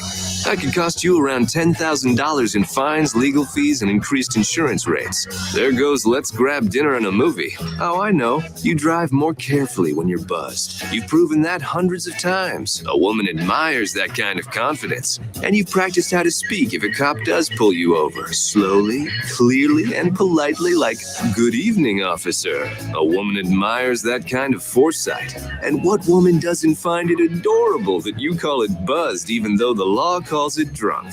You can kiss $10,000 goodbye, along with any chance of having a girlfriend. Because nothing says I'm a catch more than a guy who lives in his parents' basement and calls it my place. Buzzed, busted, and broke. Because buzz driving is drunk driving. A message from the National Highway Traffic Safety Administration and the Ad Council. Whoa, long time no see. It's me, the Rock t-shirt in the back of your closet. Dude, remember? You crowd surfed in me, man. But you haven't worn me in like forever. I get it, you're retired, but I still got some rock left in me. So take me to Goodwill, where I can really make a difference. Your donations to Goodwill create jobs, training programs, and education assistance for people in your community. To find your nearest donation center, go to goodwill.org. Donate stuff. Create jobs. A message from Goodwill and the Ad Council. WYNG 1410 Dayton. Dayton's ESPN Radio. It's live, it's local, it's the Justin Kinner Show with Kev Nash, presented by Kirkland and Sommers.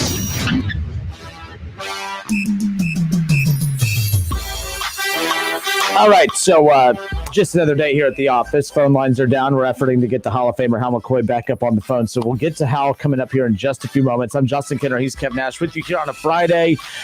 So we're excited to be hanging out with you here on a Friday. We still have a lot to get to. Hall of Famer Hal McCoy will join us coming up here in just a little bit. Of course, we're going to talk a little Reds baseball. A couple Reds notes here. So Mike Moustakas has been sent to the IL.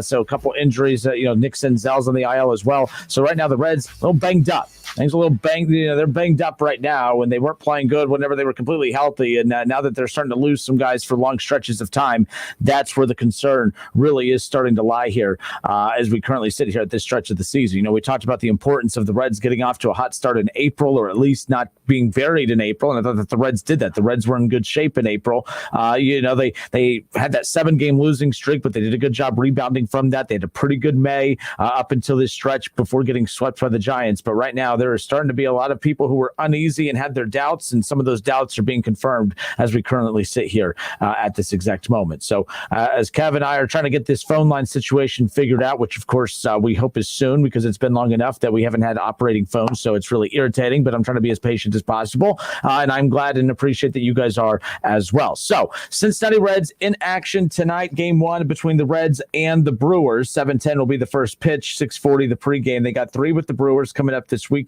off on Monday, and then there are 3 at Washington. And when you look at where how things are kind of shaping up, when it looks you look across the landscape of Major League Baseball, Washington, as we currently sit here right now, not a great not a great team right now, but they're at the bottom of the 17-23. Now you can mock that, but the Reds only have 2 more wins than they do, so they can take 2 or 3 from the Brewers and kind of rebound after that tough sweep at home against the Giants. Then they have the Cubs. That's where the Reds can start kind of making up some ground that they lost. I mean, they were 19-19. The Reds looked as if they were finally starting to pick up some steam here. At one point, they had a positive run differential at plus 30. They're sitting at minus 22 right now. That's how bad things have gone for the Cincinnati Reds. And there's been some highs and some lows, and there's been more lows than highs as we currently sit here this afternoon. But yesterday, I ranted a ton, and it was very upset. And I've kind of walked, I've talked myself off the ledge a little bit. Look, I don't think that there's a lot to be positive about right now outside of the fact that when healthy, this team still has the talent to be a very competitive team within the NL Central. So that's what's most important to consider. But at 19-23 right now, they're 5.5 games back in the NL Central. They got the Brewers, a 3-game series starting tonight. The Brewers, a game and a half ahead of them. The Brewers are third place in the Central. 21-22 is their record. In fact, they have a run differential at minus 20 right now. The only two teams in the Central that have a positive run differential is the Cubs at plus 7 and the Cardinals at plus 20. The Cardinals are 25-18, sitting atop the division. The Cubs 3 games back of the Cardinals. They're at 22-21. So the fact that within the next 7 days that the Reds have 3 with the Brewers and 3 with the Cubs, this is going to be a ginormous stretch because unfortunately one of two things can happen. The Reds can close the gap that they just created at 5.5 back. They just created this gap being 5.5 back right now in the division. All right. And that's a problem. I've said from the beginning, I usually don't pay attention to how many wins you have at this certain point of the season. I don't pay attention to how many losses you have, but I do pay attention to how many games back you are in the division. If the Reds were 19-23 and they were only 3 games back in the division, I would say, okay, you have a margin of, your margin for error is pretty solid. You're in decent shape to be able to kind of turn it around a bit. But right now, forget 19-23. I don't really care about the wins losses. They're 5.5 back.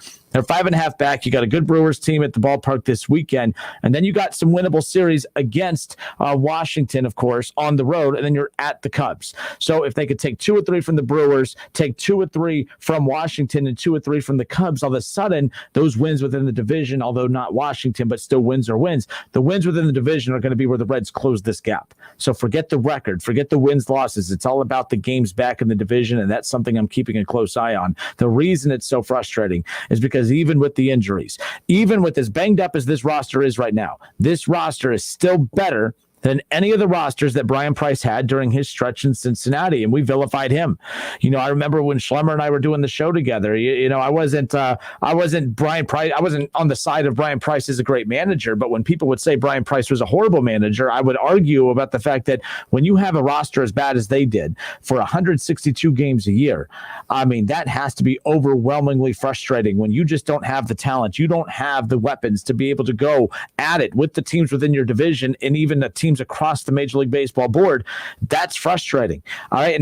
But I found myself more calm and under control during the Brian Price era, mainly because of the fact that they were doing what they were supposed to. All right. When they shipped everybody off. And I know I've talked about this a lot this week, but I'm just trying to reset this, not just for you, the fans, but for me too, trying to talk myself into what needs to be fixed, what needs to happen next.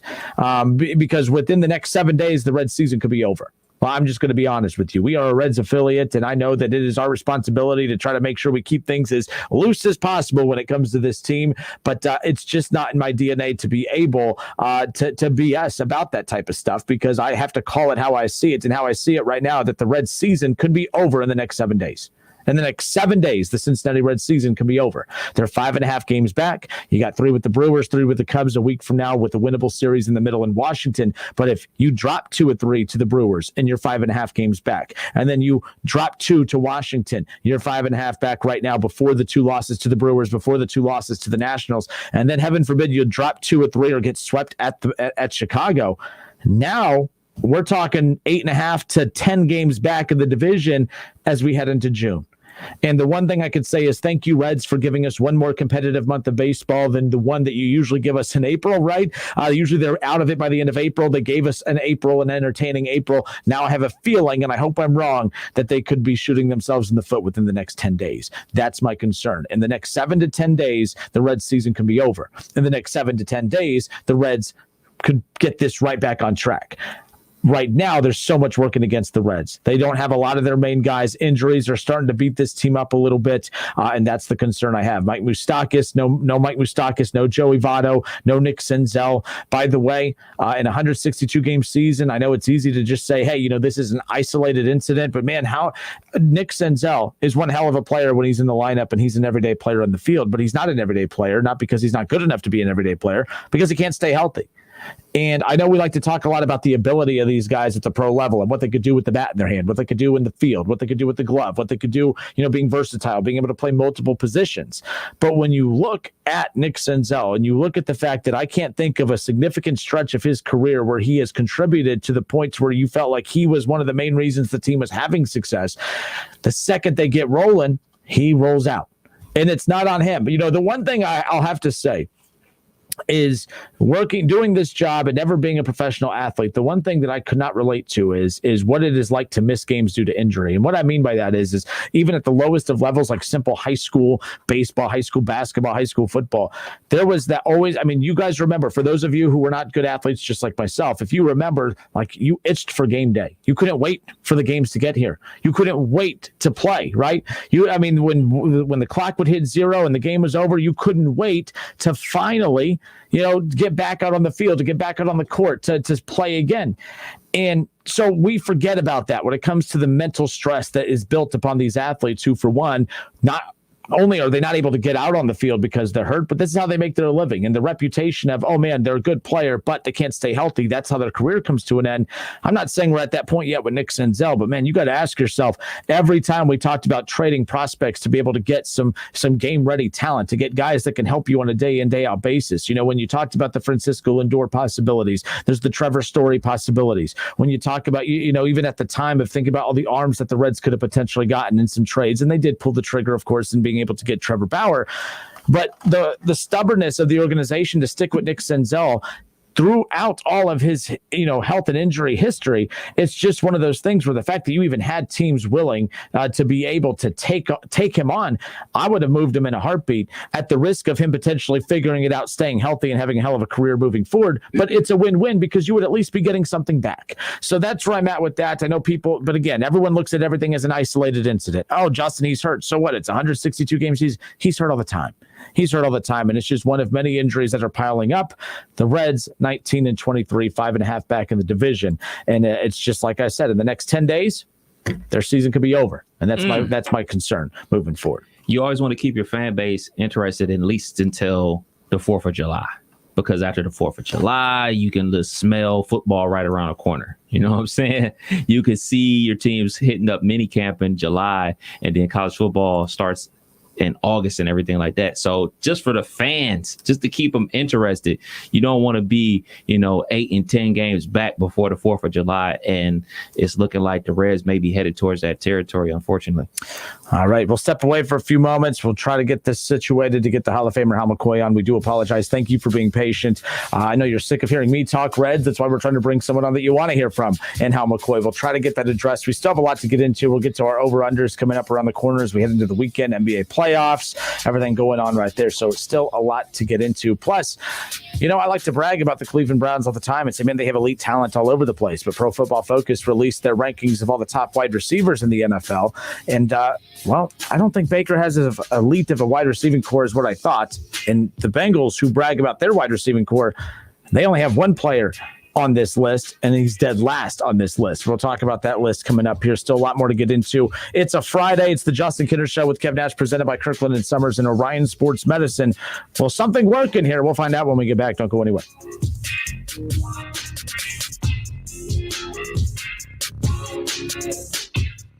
Listen, stream, watch. It's the Justin Kinner Show with Kev Nash, right here on Dayton's ESPN Radio, 1410 Wing AM.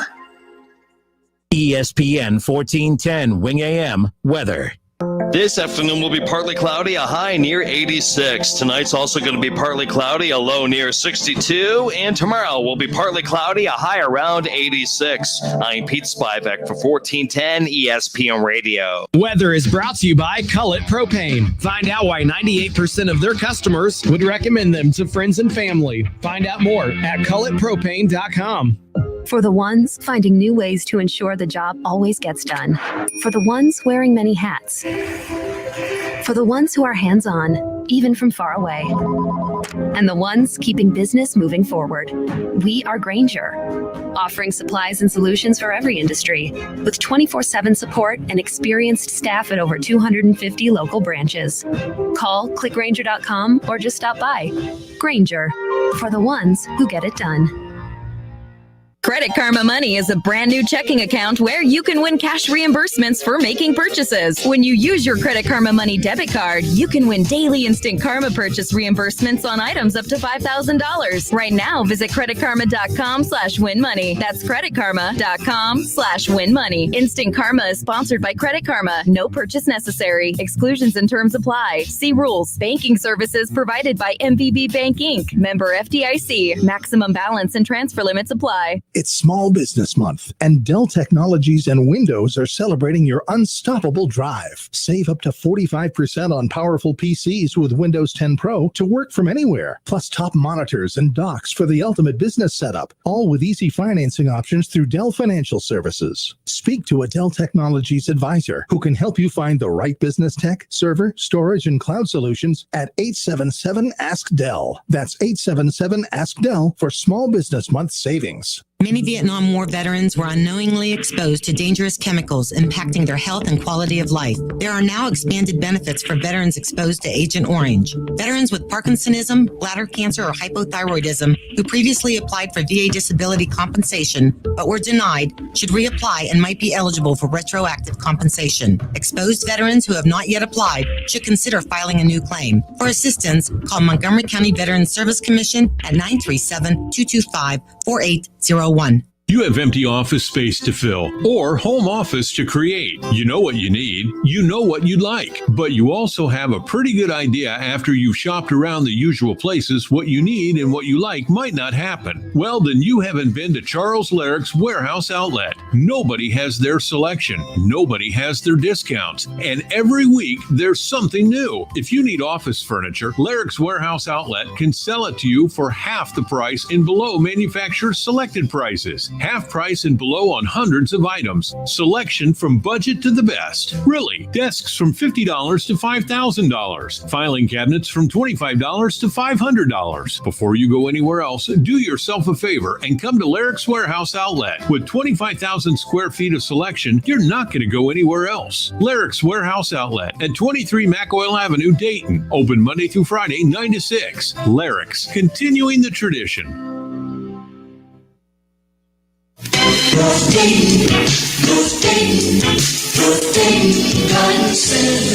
Hi everyone, Pete Kasuja here again to tell you our Grow Better bedding plants are ready to plant now, and we have 20,000 flats to choose from. It's also time to plant your vegetable plants, and now we not only have our world famous neighbor beater tomato plants, but we have over 95 varieties of vegetable plants like peppers, cabbage, cantaloupe, cauliflowers, eggplants, and more. Wow, grab a napkin, you're drooling. Folks, our customers have sent our plants all over the country. Try these plants in your garden. You're going to love them. And don't forget, we have thousands of shade trees and shrubs ready to load. We have hundreds of rose bushes starting at $12.95 and bonsai trees for $17.95. So come out soon to 1309 Brant Pike, where we're open 7 days. Hi, this is Eddie Sorrell, Service Manager, Germain Honda of Beaver Creek. When you need service, we're here Tuesday, Wednesday, and Thursdays from 6 to 8 and Saturdays from 7 to 5. We proudly offer a state-of-the-art facility with factory-trained technicians, clean waiting room, and service department. Loaner cars are available during service and free alignment checks with any service. Be sure to stop in and ask for our $39.95 oil change special. Germain Honda of Beaver Creek, State Route 35, east of 675, between Xenia and Beaver Creek. Cordell Transportation is now hiring owner, operator, and fleet owners. Dedicated home daily round trip lanes. That's right, round trip, get paid for all miles, 100% no touch freight. Cordell is offering great pay, a discounted fuel program, and free on-site truck parking, plus a $5,000 sign-on bonus per truck. Take advantage of the dedicated round trip miles, sign-on bonus, and home every day or every other day. Go online to CordellTransportation.com to apply today. Cordell Transportation, driven to succeed. Unlimited audio streaming is yours with Audible Plus. Enjoy thousands of select Audible originals, audiobooks, podcasts, and more. Sign up for a free Audible Plus trial at audible.com. The Reds are on the radio. Every hit, every strikeout, every Reds victory. You can catch all of the action all season long right here on Dayton's home of the Reds, 1410 ESPN Radio. On Twitter, make sure to give us a follow. Search 1410 Kinner for Justin Kinner on Twitter. That's 1410 KINNER. And ESPN Dayton for the station Twitter handle.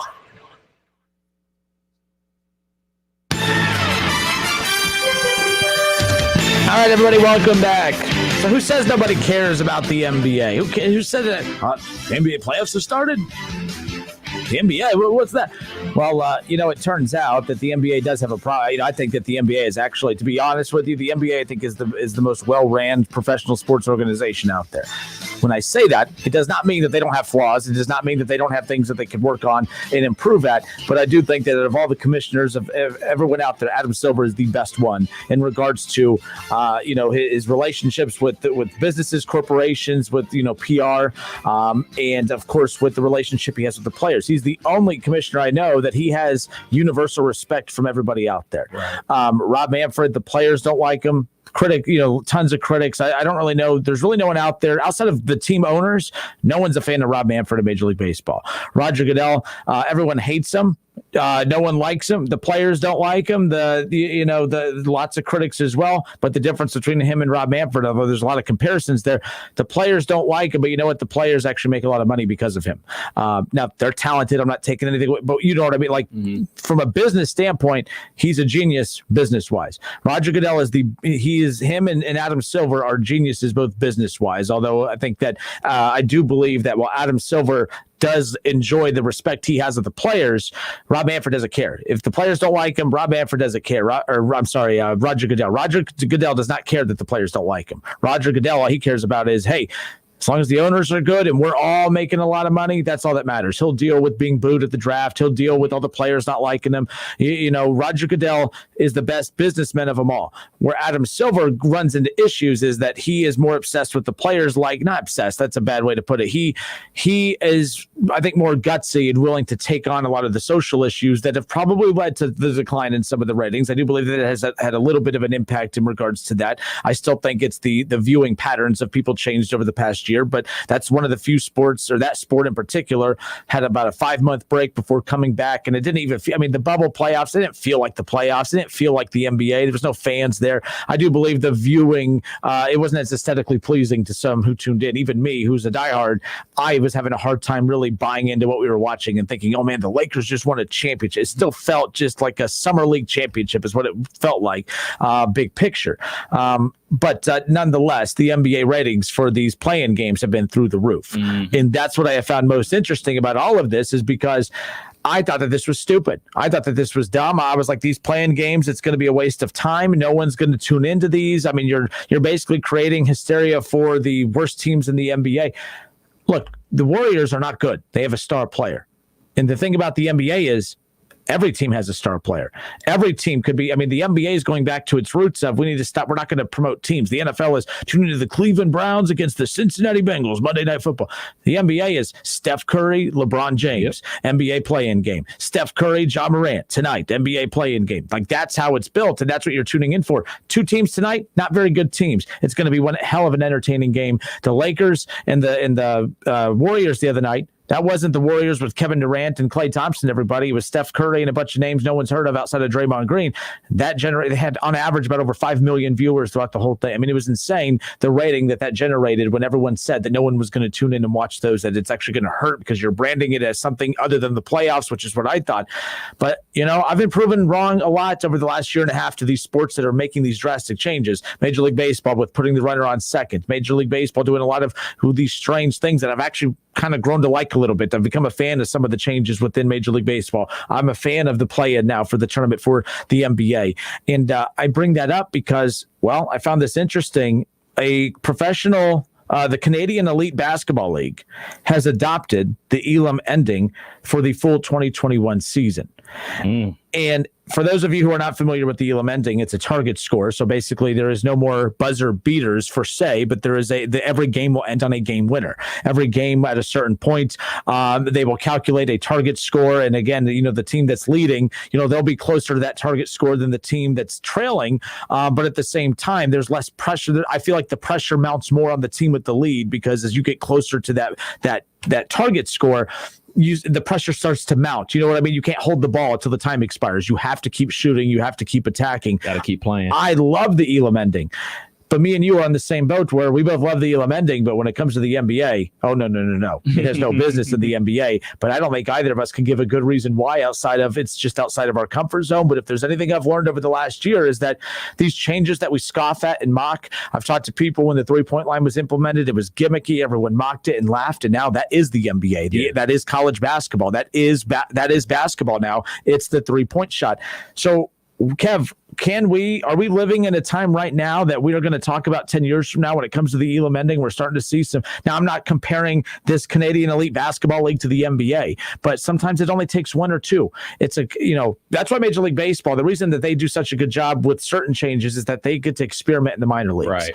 And they get to see how things work in the minor leagues. They get to visually see how it looks, how aesthetically pleasing it is or is not. They get to see it first, right? The NBA is starting to do that with the G League at times. They try to different basketball and stuff, and some players don't like it, but whatever. They want that real cow butt. So that's synthetic. The NBA over under the next 2 years that the Elam ending is at the G League level, because I think we're getting closer to it. Me and you aren't a big fan of the idea, but I do believe that just like we weren't fans of some of the changes these sports have made the last couple of years, we're fans of it now.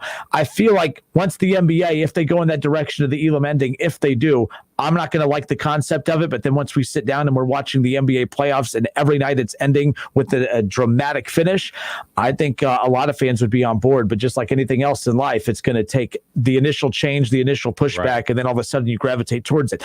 The play-in tournament was stupid. Remember, no one's going to watch it. No one's going to tune in to watch the bottom barrel teams. No one cares about that.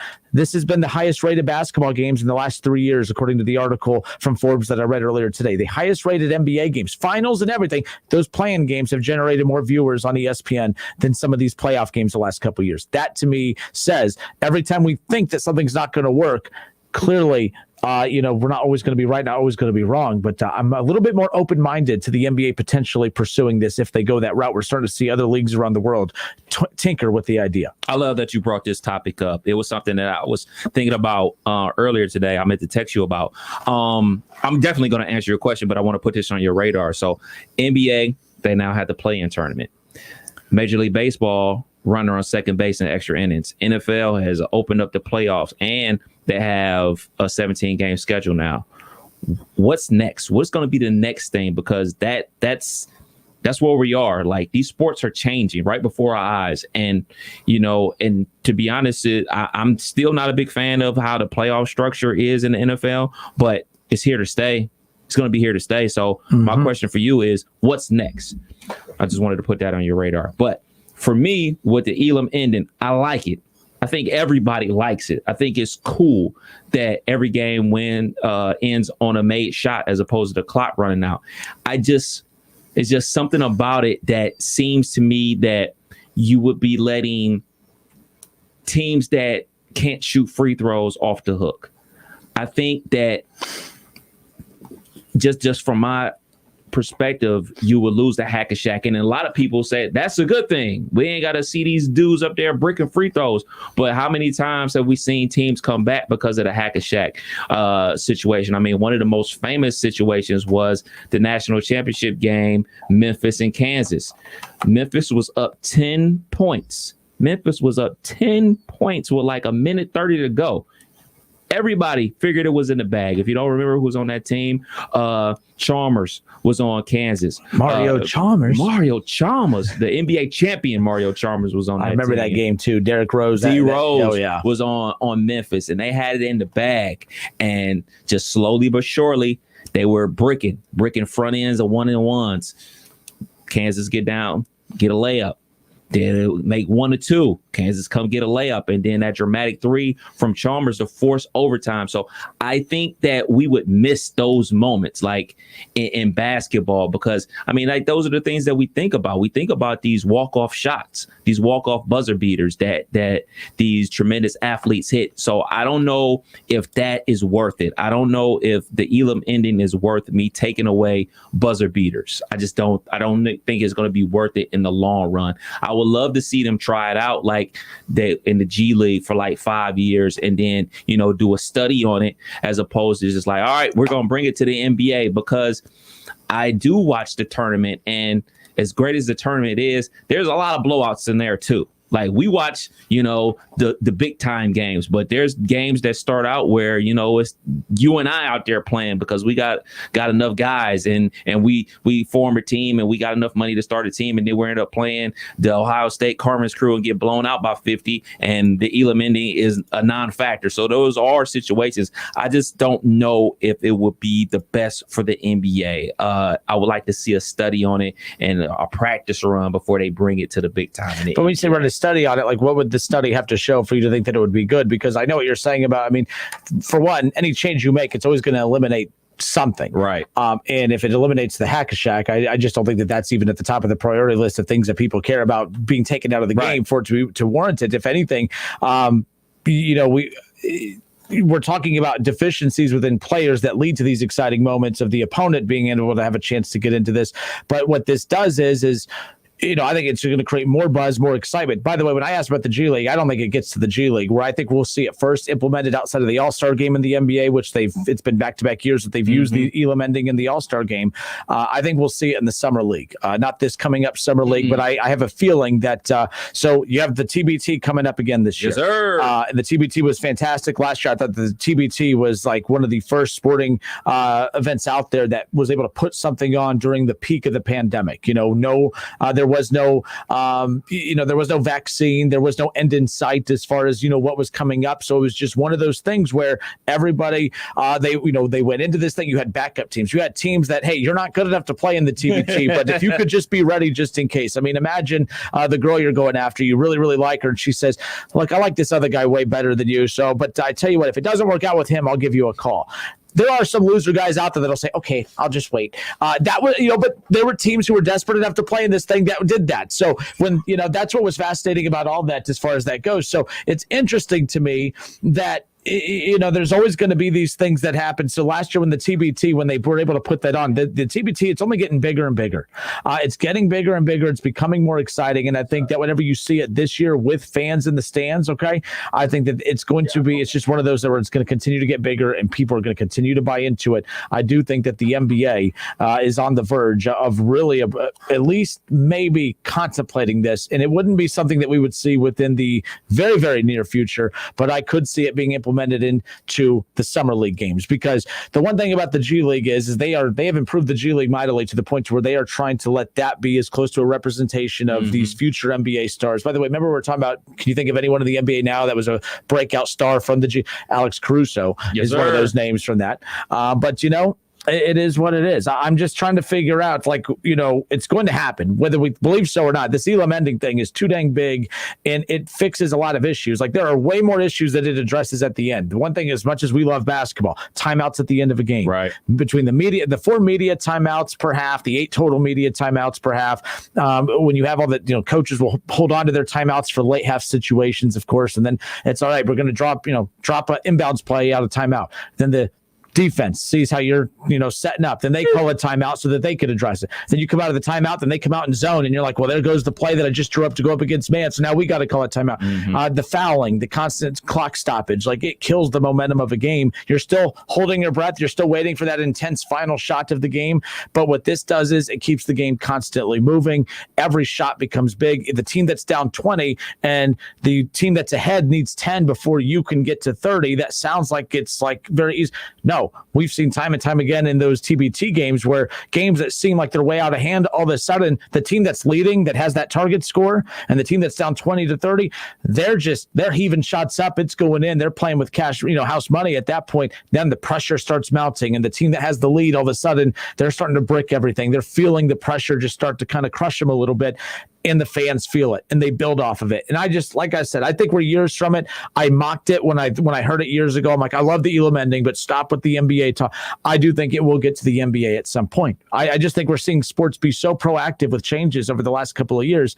And as crazy as it is, I can't believe there used to be an NBA with no 3-point line. Yeah. And for them to pitch to the NBA, for the NBA to pitch to fans, we're going to add this little line out here, this little arc, and every time a player hits a shot from out here, it's 3 points instead of 2. That sounds so that sounds so out on the playground, gimmicky, and now it is the NBA way to play. That's the way you play. I mean, that's college basketball, high school, that's basketball in general. So I don't think it's that crazy to assume that this will be in the NBA at some point. Yeah, it's going to be an adjustment. It's not only going to be an adjustment for us, the viewing audience, but it's going to be an adjustment for the media partners and how to juggle their inventory of commercials. It's going to be adjustments, obviously, for the players because they're the ones on the court, adjustments for announcers, adjustments for coaches, but, I think actually the media partners can find a way to make this a benefit for them, where, they're going to be getting out on time. How many NBA games, you got to schedule on your DVR, tip off is at 8 and it goes on your DVR until 10:30 and the game's not over until 11:15. Like media partners are going to be able to be like, all right, man, we got to hard out because we know this game is probably going to end on time. Like that would eliminate overtime and things of that nature. So, it'll be an adjustment. And if it does come to the NBA, I don't want them to do it as a one-off. They got to do it for an extended period of time. They can't just say like, all right, we're going to try it this year. Like it has to be like something that not only the league, but the players union agree to for at least a 5-year span to give it a shot to see if it works or not. You know what I mean? I don't want to see something just come one year and then go on the next year. Like that's not how you do things. You got to give things a chance before you can say you like it or don't like it. All right, it's the Justin Kinner Show with Kev Nash, presented by Kirkland and Sommers and Orion Sports Medicine. Well, we do have the phones fixed. Maybe. Let's give them a shot. 457-9464. We got Jeff. Jeff, welcome in, man. How are you? Oh, thanks, Jonathan. Taking my call. Yeah, what you got for us? I hope I don't rehash because I needed you all yesterday after that ball game event. I was looking for a bridge to jump off of. Well, don't do that. But, don't do that. So I'm assuming you're calling out the Reds. So that was a frustrating one. There's losses and then there's that, and that was embarrassing yesterday. Humiliating, and I've already lost one bet. I said that there would be major changes in that organization within 24 hours after that. But before I talk about the Reds, I heard you earlier. You're talking about Urban Meyer. First of all, don't worry if you're not a fan of his. In 2 seasons, he'll start having health problems and he'll leave again. But well played, Jeff. Well played. But I also heard, and this makes perfect sense. They said it's kind of like a genius move.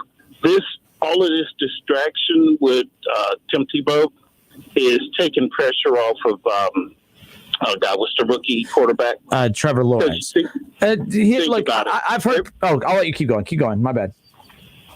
But think about it. All you've heard the last week is Tebow. You haven't heard anything about Lawrence. Well, to be fair, we haven't heard a lot about Lawrence even throughout this since the season ended. I mean, I think it's because there was the fatigue of Trevor Lawrence because we talked about him for so many years, and now it's like everyone else's turn was up. I will say this, Jeff, I totally understand what you're saying. I do not think that Urban Meyer in the back of his head said, let's bring him in to take the pressure off Trevor Lawrence, because I don't think there was any pressure put on Trevor Lawrence in that aspect. And to be fair, there's always going to be pressure on every player. I don't care if you're the third string or the first string, you are going to have pressure on you no matter what. But keep in mind, Trevor Lawrence won a national championship against Alabama as a freshman. 365 days before he won that national championship in college, he was rowing the halls in high school. I don't think pressure is something that he folds under. So I don't think that that's what this is. And by the way, we see rookie quarterbacks come in with pressure all the time. Joe Burrow's lived up to it. Baker's lived up to it. Everyone, all these young rookie quarterbacks who have been drafted high in the draft, they've had to live up to it or they fold. But I mean, that's kind of the nature of it. Even with Tim Tebow on this roster, I don't think that alleviates any of the pressure that Trevor Lawrence is going to feel. And if anything, there are some fans who might be dumb enough to think that if Trevor Lawrence struggles, that maybe Urban should kind of go with his old quarterback from back in the Florida days, right? Like, I think this can create more of a mess from that standpoint, if anything. And you make good points. Now, back to the Red Legs. Mm-hmm. I'm dating someone, and she's probably the biggest Reds nut that I've ever met. And that has caused me to watch more Reds just in 21 than I have probably the last 5 seasons combined already, and we're not even in June yet.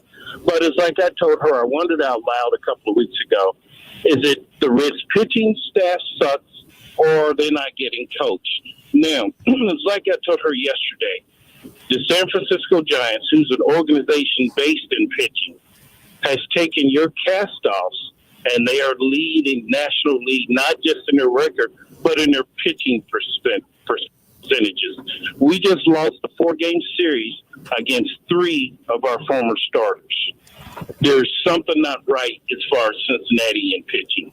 I mean, if there was ever any question, I think that the San Francisco Giants proved that. Like I said, three of those 4 games the Reds lost this week, the Giants starting pitchers were former Reds. And with that, just that, with the humiliation of being beat 19-4 at home during a businessman special, they've got to shake things up, because you're at the point now, as of yesterday's loss, they're just 5 games out of first place. If you don't make drastic changes, the season is lost, and then attendance is going to go way down. But at this point, I know I know, and just so you know, you and I, we have a lot in common, Justin, when it comes to these coaches and managers. You and I feel the same way about the Bengals organization. But Bill, you know what? I don't think Bill's the man for the job. Well, to be clear, I don't know if there's a manager out there that would necessarily be doing too much differently with this team, because a lot of managers manage the same way.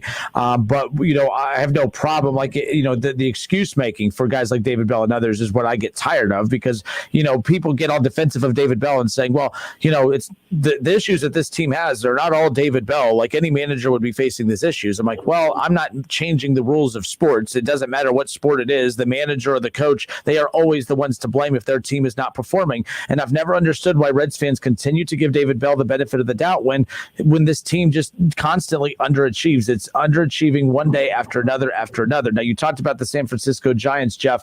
You have Kevin Gossman, Anthony DeSclafani. You have Alex Wood, by the way, who was on the Reds roster. They were never able to really get anything out of. To be fair, though, he was injured heading into that season. They never really got the true Alex Wood.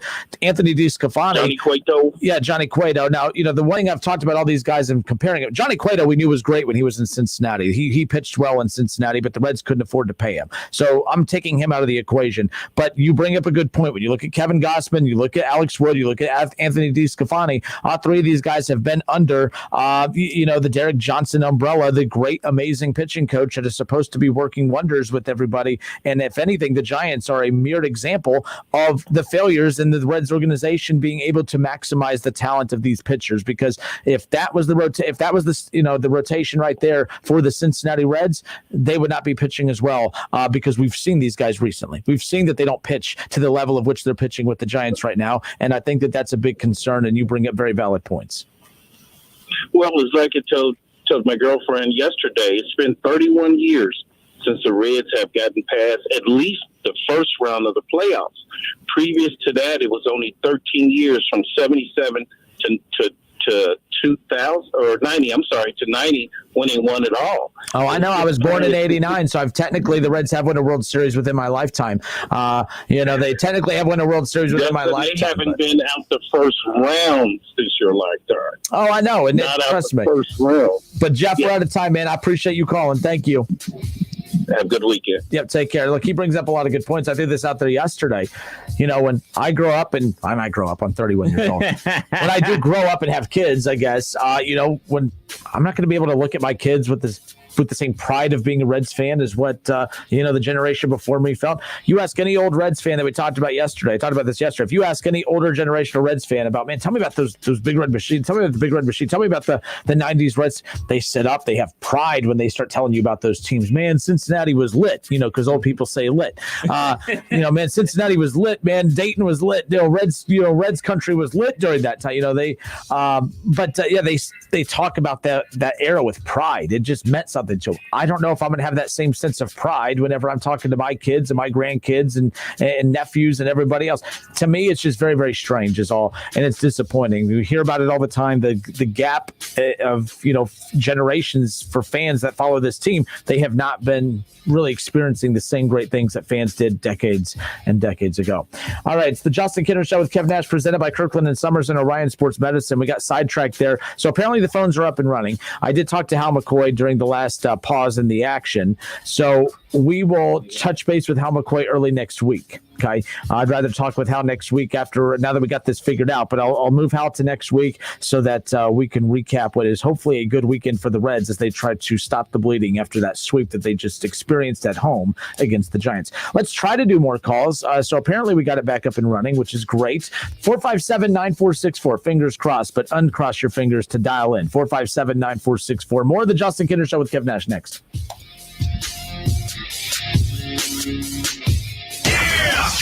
It's the Justin Kinner Show with Kev Nash on 1410 ESPN Radio. Summer, it's almost here, but Memorial Day savings are already at the Home Depot. In-store, online, store-wide. Like 5 bags of garden fresh mulch for just $10. Save on everything from flower beds to a fresh coat of paint. From power tools to ceiling fans. Ready, set, summer.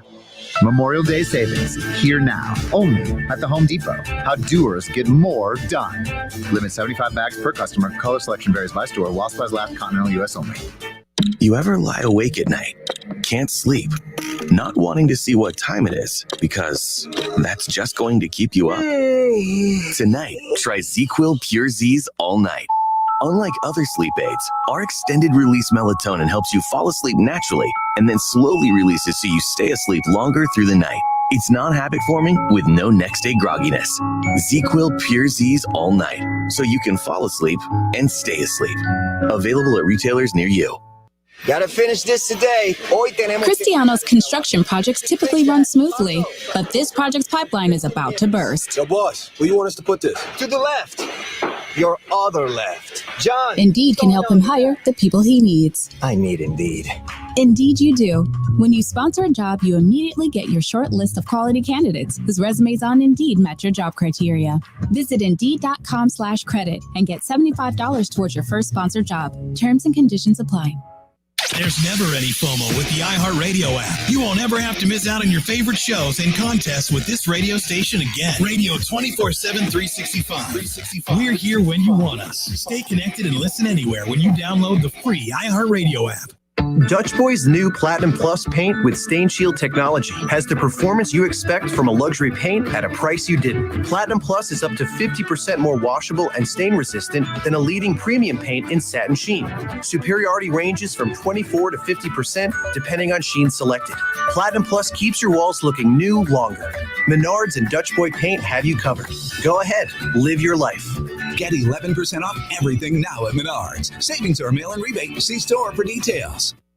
Hustler Turf commercial mowers are built tough to work hard. Whether you need a fleet of mowers or are a one-man show, you don't have time for downtime. Hustler mowers are over-engineered, overbuilt, and tested well beyond what is required, with the most complete lineup in the industry, including exclusives like a 104-inch Super 104, an 88-inch stand-on, and industry-leading warranties. Hustler mowers are ready to handle what you throw at them. Build your fleet to be reliable and versatile with Hustler Turf. Visit Small Engine Service Pros in New Carlisle today. Listen to this station anytime, anywhere on Odyssey. Odyssey is your new audio home for all the music, news, sports, and podcasts that matter to you. Odyssey. That's AUDACY. Rob's Beer Bar knows summer is almost here, and that means it's time for graduation, anniversary, and all your outdoor parties. You can find all the ice-cold refreshments you'll need at Rob's. Craft, imported, local, and seasonal beers, fine wines, snacks, and ice. Rob's Beer Bar has it all, and for last-minute items you can call, walk in, or drive through. Stop in and visit Rob's and stock up today. Rob's Beer Barn, Indian Ripple Road at Darst, just a mile east of the Green. Rob's Beer Barn, just look for the beaver. Because it's my vision, I take the most studied eye vitamin brand. Because it's my vision, I take the eye vitamin brand backed by 20 years of research. Because it's my vision, I take PreserVision. Age-related macular degeneration is the leading cause of vision loss in adults over 60. That's why the National Eye Institute did 20 years of clinical studies on the formula that's found in PreserVision. From the eye experts at Bausch & Lomb, PreserVision AREDS 2 formula eye vitamins contain the exact nutrient formula recommended by the National Eye Institute to help reduce the risk of moderate to advanced AMD progression. Because it's my vision, I made a plan with my doctor that includes PreserVision. Find PreserVision in the vitamin aisle. Available at Walmart. These statements have not been evaluated by the Food and Drug Administration. This product is not intended to diagnose, treat, cure, or prevent any disease.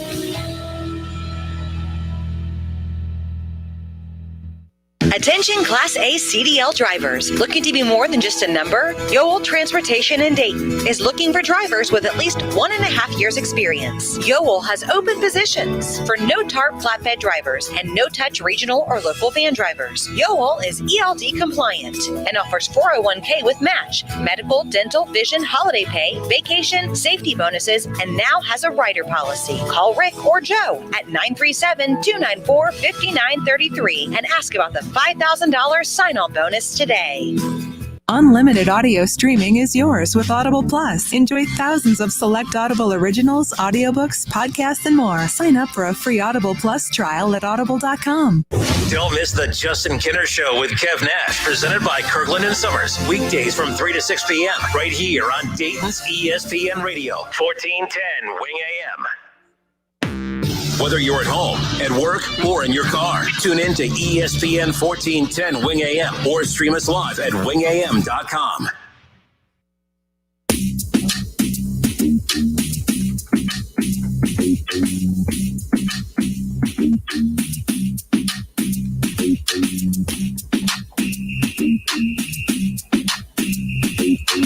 All right, we welcome you back. I'm Justin Kinner. He's Kev Nash. So here's a couple of recent transactions that the Cincinnati Reds have made, and of course, it's led to a lot of not really controversy, but of course, a lot of people are starting to panic a little bit when it comes to this team. The Reds here this afternoon, they just placed left-handed pitcher Wade Miley on the 10-day injured list, as well as infield outfielder Nick Senzel.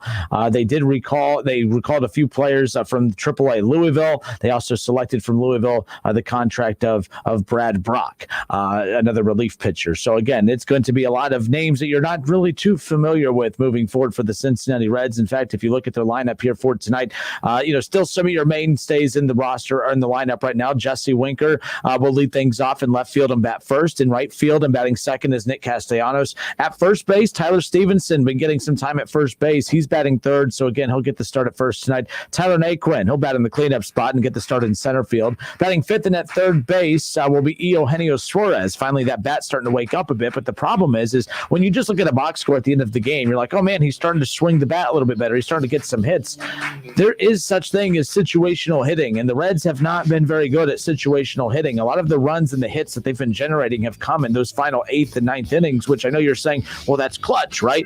A lot of these games have been out of, it's been out of reach, and they just really haven't been in position to win these games. And it's like, I don't understand why it takes 7 innings of baseball before this offense starts to wake up a bit.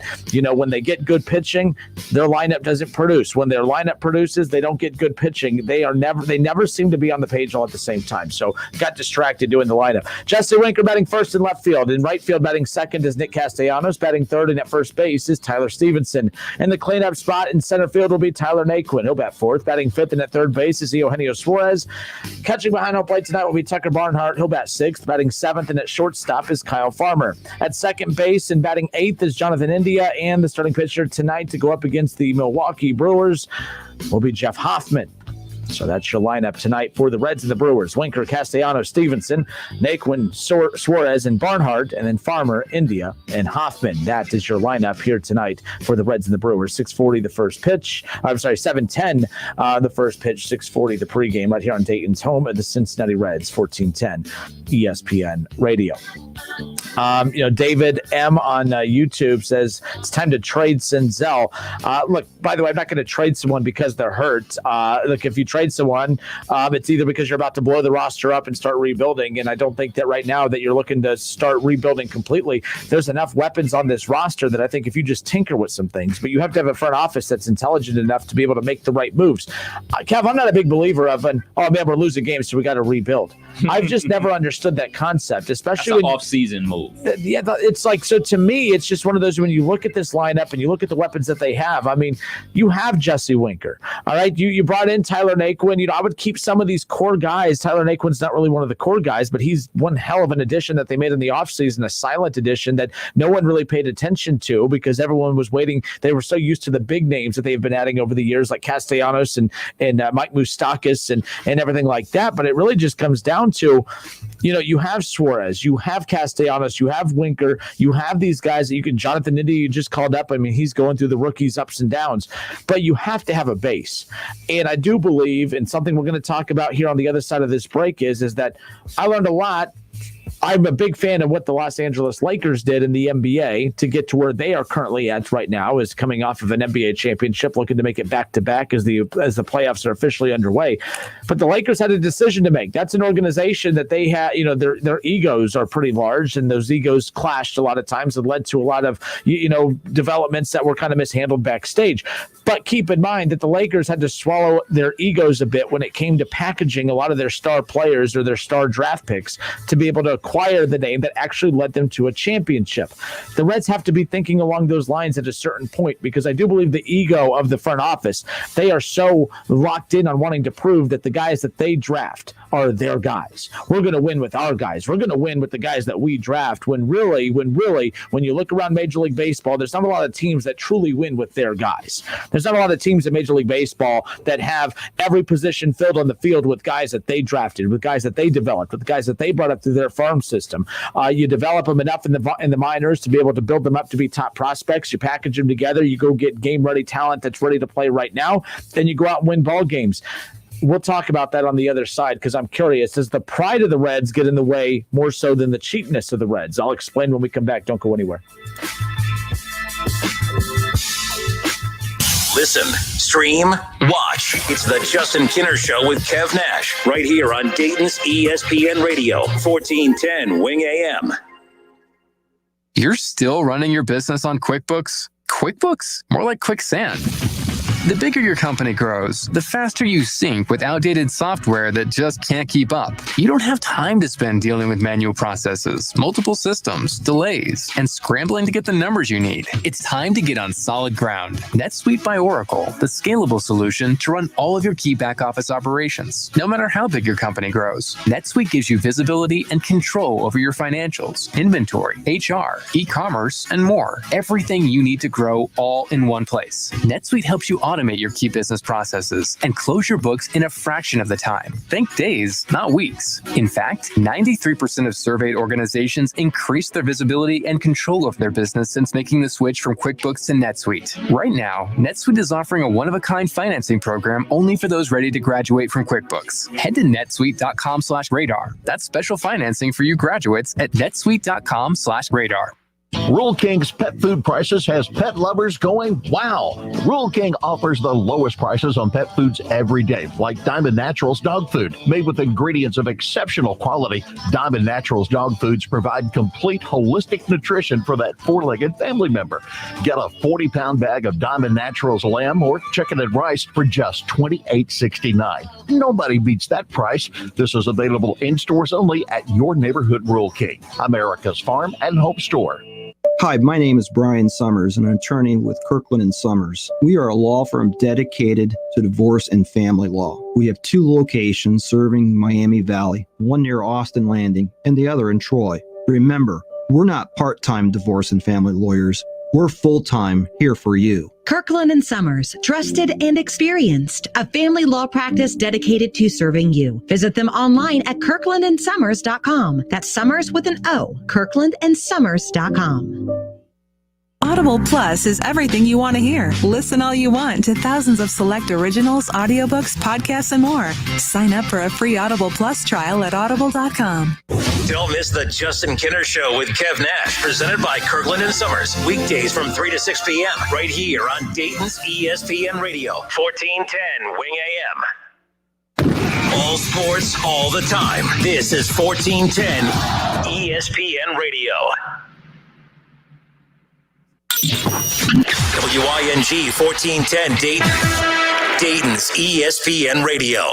It's live, it's local, it's the Justin Kinner Show with Kev Nash, presented by Kirkland and Sommers.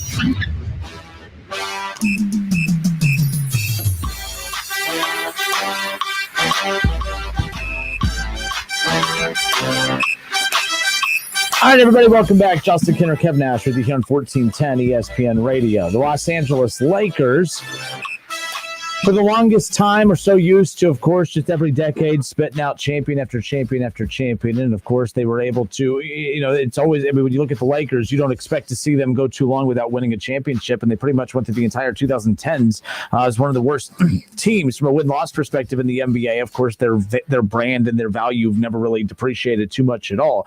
But it wasn't the Lakers that you're accustomed to seeing. And the one thing is, of course, they were a little chaotic up, in the front office. And they had to, they had to do a lot of things that they were uncomfortable with. They were so used to stars coming to them to play. They were used to being able to get some stars, whether it be through free agency, whether it be through trades. But, people were not fighting to get to Los Angeles as much as they used to. And that took some getting used to when it comes to the Los Angeles Lakers front office. But the one thing about them is the fact that their pride, I felt like at times, could have gotten their way.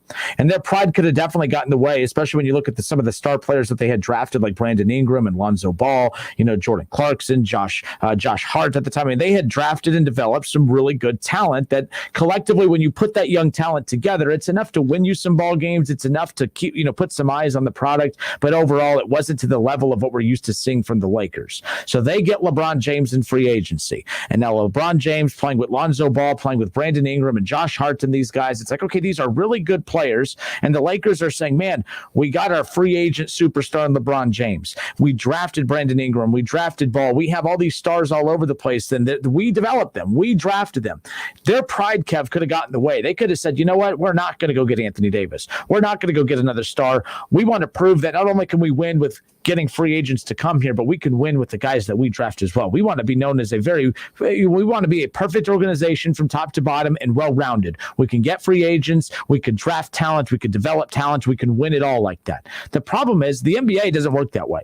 If you look at all the teams that are right now in contention to potentially win an NBA championship, you look at the Los Angeles Lakers. That's a roster that was pieced together through free agency. You look at the Brooklyn, New Jersey. You look at the Brooklyn Nets right now. That is nothing but, they had to blow up their entire roster. Jared Allen gone. A lot of those guys are gone that they were good with. The Nets were in a very similar situation as the Lakers, where they had good pieces that they had drafted, that they had developed, and they were fun, and people tuned into them.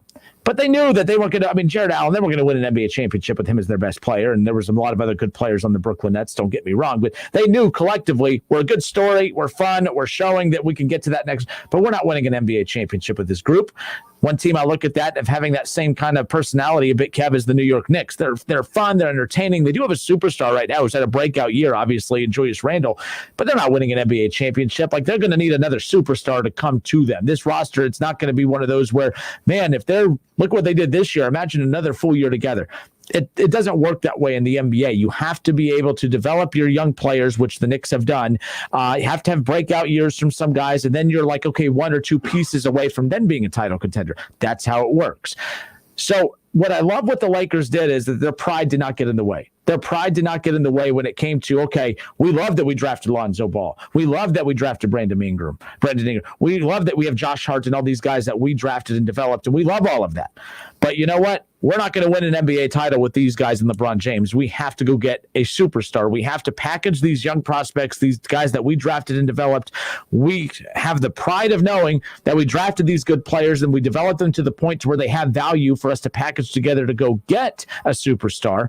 And they bit the bullet and said goodbye. There was a lot of people that said, man, that's risky. You're getting an injury-prone player in Anthony Davis. You drafted these really good young players, and this could be your core for many, many more years. But the Lakers were smart enough to understand that, yes, in the NBA, you could draft a lot of young talent, but it's usually going to take you having to add a superstar or get rid of those guys to get a superstar to be able to win ball games. So if you're interested in winning 35 to 40 games a year, keep them and not win a championship, or get rid of the stars that you come close to, that you drafted and developed. Get rid of them to go get a superstar to win a championship. And the Lakers did that. That's what you have to do. There's not many teams, and outside of football, you build your teams. You build your Super Bowl teams. There's many ways to win a Super Bowl. That's what makes football so entertaining and so great. There are teams who pretty much draft a lot of their major key positions, and then they fill the gaps at free agency. Okay, baseball. There's not a team in baseball outside of maybe the Rays where you can go position by position and say, oh yeah, that's theirs, that's theirs. And that only happens like what, every 10 years? And they're never the favorites. They're never up, like, all right, we won our championship. Now we're about to go back our hole. And look, I get it. And people say, well, you can't, but look at the Yankees and Dodgers. Look at all the money they spend. They don't get a World Series. Yes. But you know what? As a fan of the Dodgers, as a fan of the Yankees, you never have to doubt that your team is not trying. Right. Fans can forgive your organization if you're always trying, if you're constantly trying. But then there's the organizations that get blamed for being cheap. And I sometimes don't think it's a matter of being cheap as much as it is the pride that gets in the way of the stupidity of, no, we drafted these guys. We think they're going to be big. We think they're going to be a star. And that's what I think has been the problem with the Cincinnati Reds. They drafted Jesse Winker was theirs. A lot of these guys are there, Jonathan India, Nick Senzel. A lot of these names, Kev, are guys that they draft, Tyler Stevenson and others. A lot of these names, other organizations wanted in deals if the Reds wanted to package them to be able to get some superstar players to come play in Cincinnati. And the Reds held on to them. Knowing Nick Senzel has had issues with vertigo and has had health issues. He's never been a very durable player, very good player coming out of Tennessee, one of their better draft picks. The Reds have not done a horrible job drafting, but you are not going to draft a World Series team. So that's the mentality that the Reds need to get out of their head right now. You are not going to draft a World Series team. You're just not. What you are going to have to do is you're going to have to draft enough talented prospects that are going to be sexy enough that when you package them together, that teams with elite stars and elite players and game-ready players are going to say, we're willing to give our Trevor Bauer up to get some of your young guys.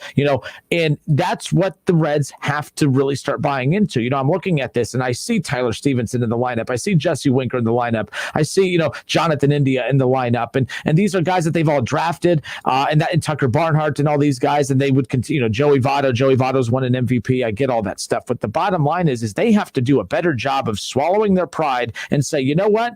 You need to take pride in the fact that you draft well. You need to take pride in the fact that you do have these top prospects, and you need to take pride in the fact that you can actually put these pieces together to go get game-ready guys now that can help you win. Even if it means giving up a Nick Lodolo to potentially go to a rebuilding team that's on the verge of rebuilding to get a star that can help you right now. The Reds are closer to being a contender than they are to rebuilding.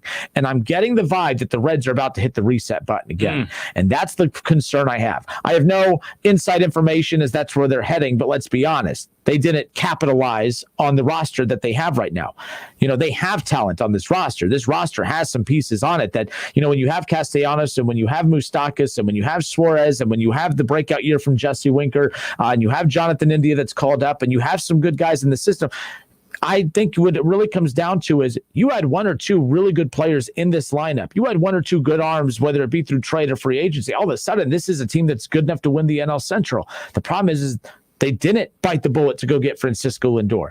They didn't go get Francisco Lindor because they didn't want to move on from guys. I mean, there was talks of Nick Senzel potentially being part of the deal to go to Cleveland to get Francisco Lindor. Whether it was Garcia, their shortstop coming up through the farm system. They didn't want to move on from Garcia. And that's one reason that they headed into this season with the hole at shortstop, because they ultimately said, we can give up these prospects to go get Francisco Lindor, but man, Garcia's ours, man. We want to win with Garcia.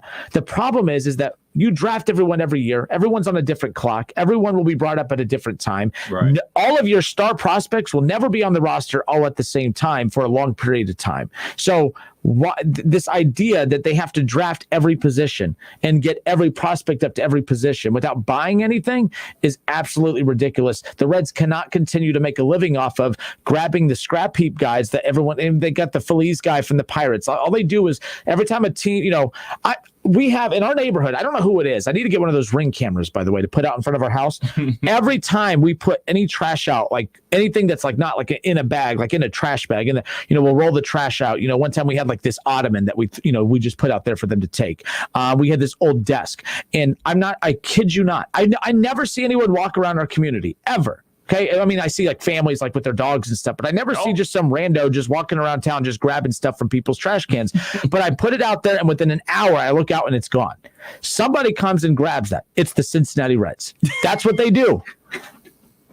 I put out the ottoman. It was an old ottoman. We got a puppy years ago, peed all over the damn thing. I'm like, we're not going to. Nora's like, well, maybe we can clean it. I'm like, get rid of it. There's no need. I mean, it's an ottoman, $50. I'll buy you 2 ottomans. Just get rid of this one. We put that ottoman out there. Within an hour, Kev, someone had picked it up. I'm like, who the hell is picking this up?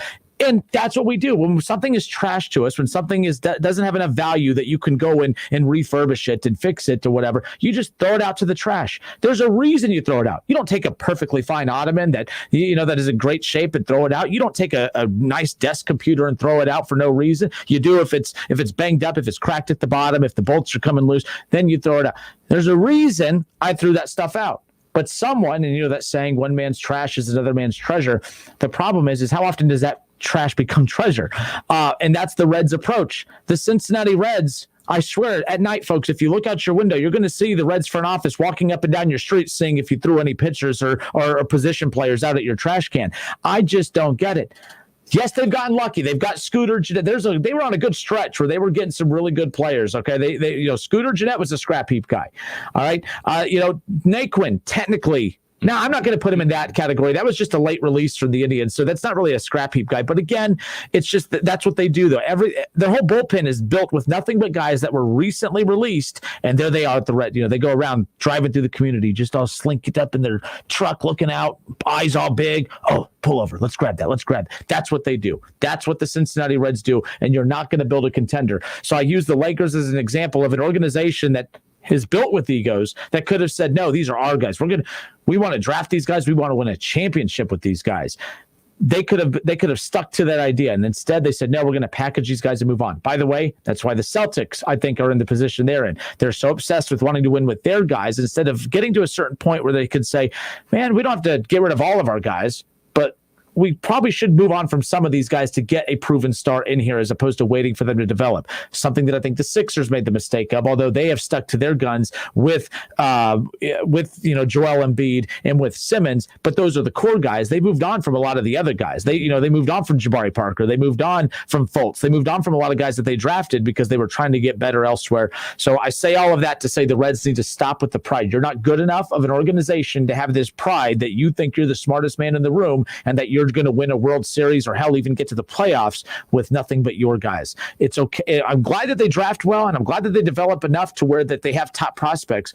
But what's the point of having all these top prospects if you're A, not going to win with them, or B, not package them to trade to go get players that you can win with? You're running in place at that point. I think every team, especially in the size market Cincinnati is, they view themselves as having a window.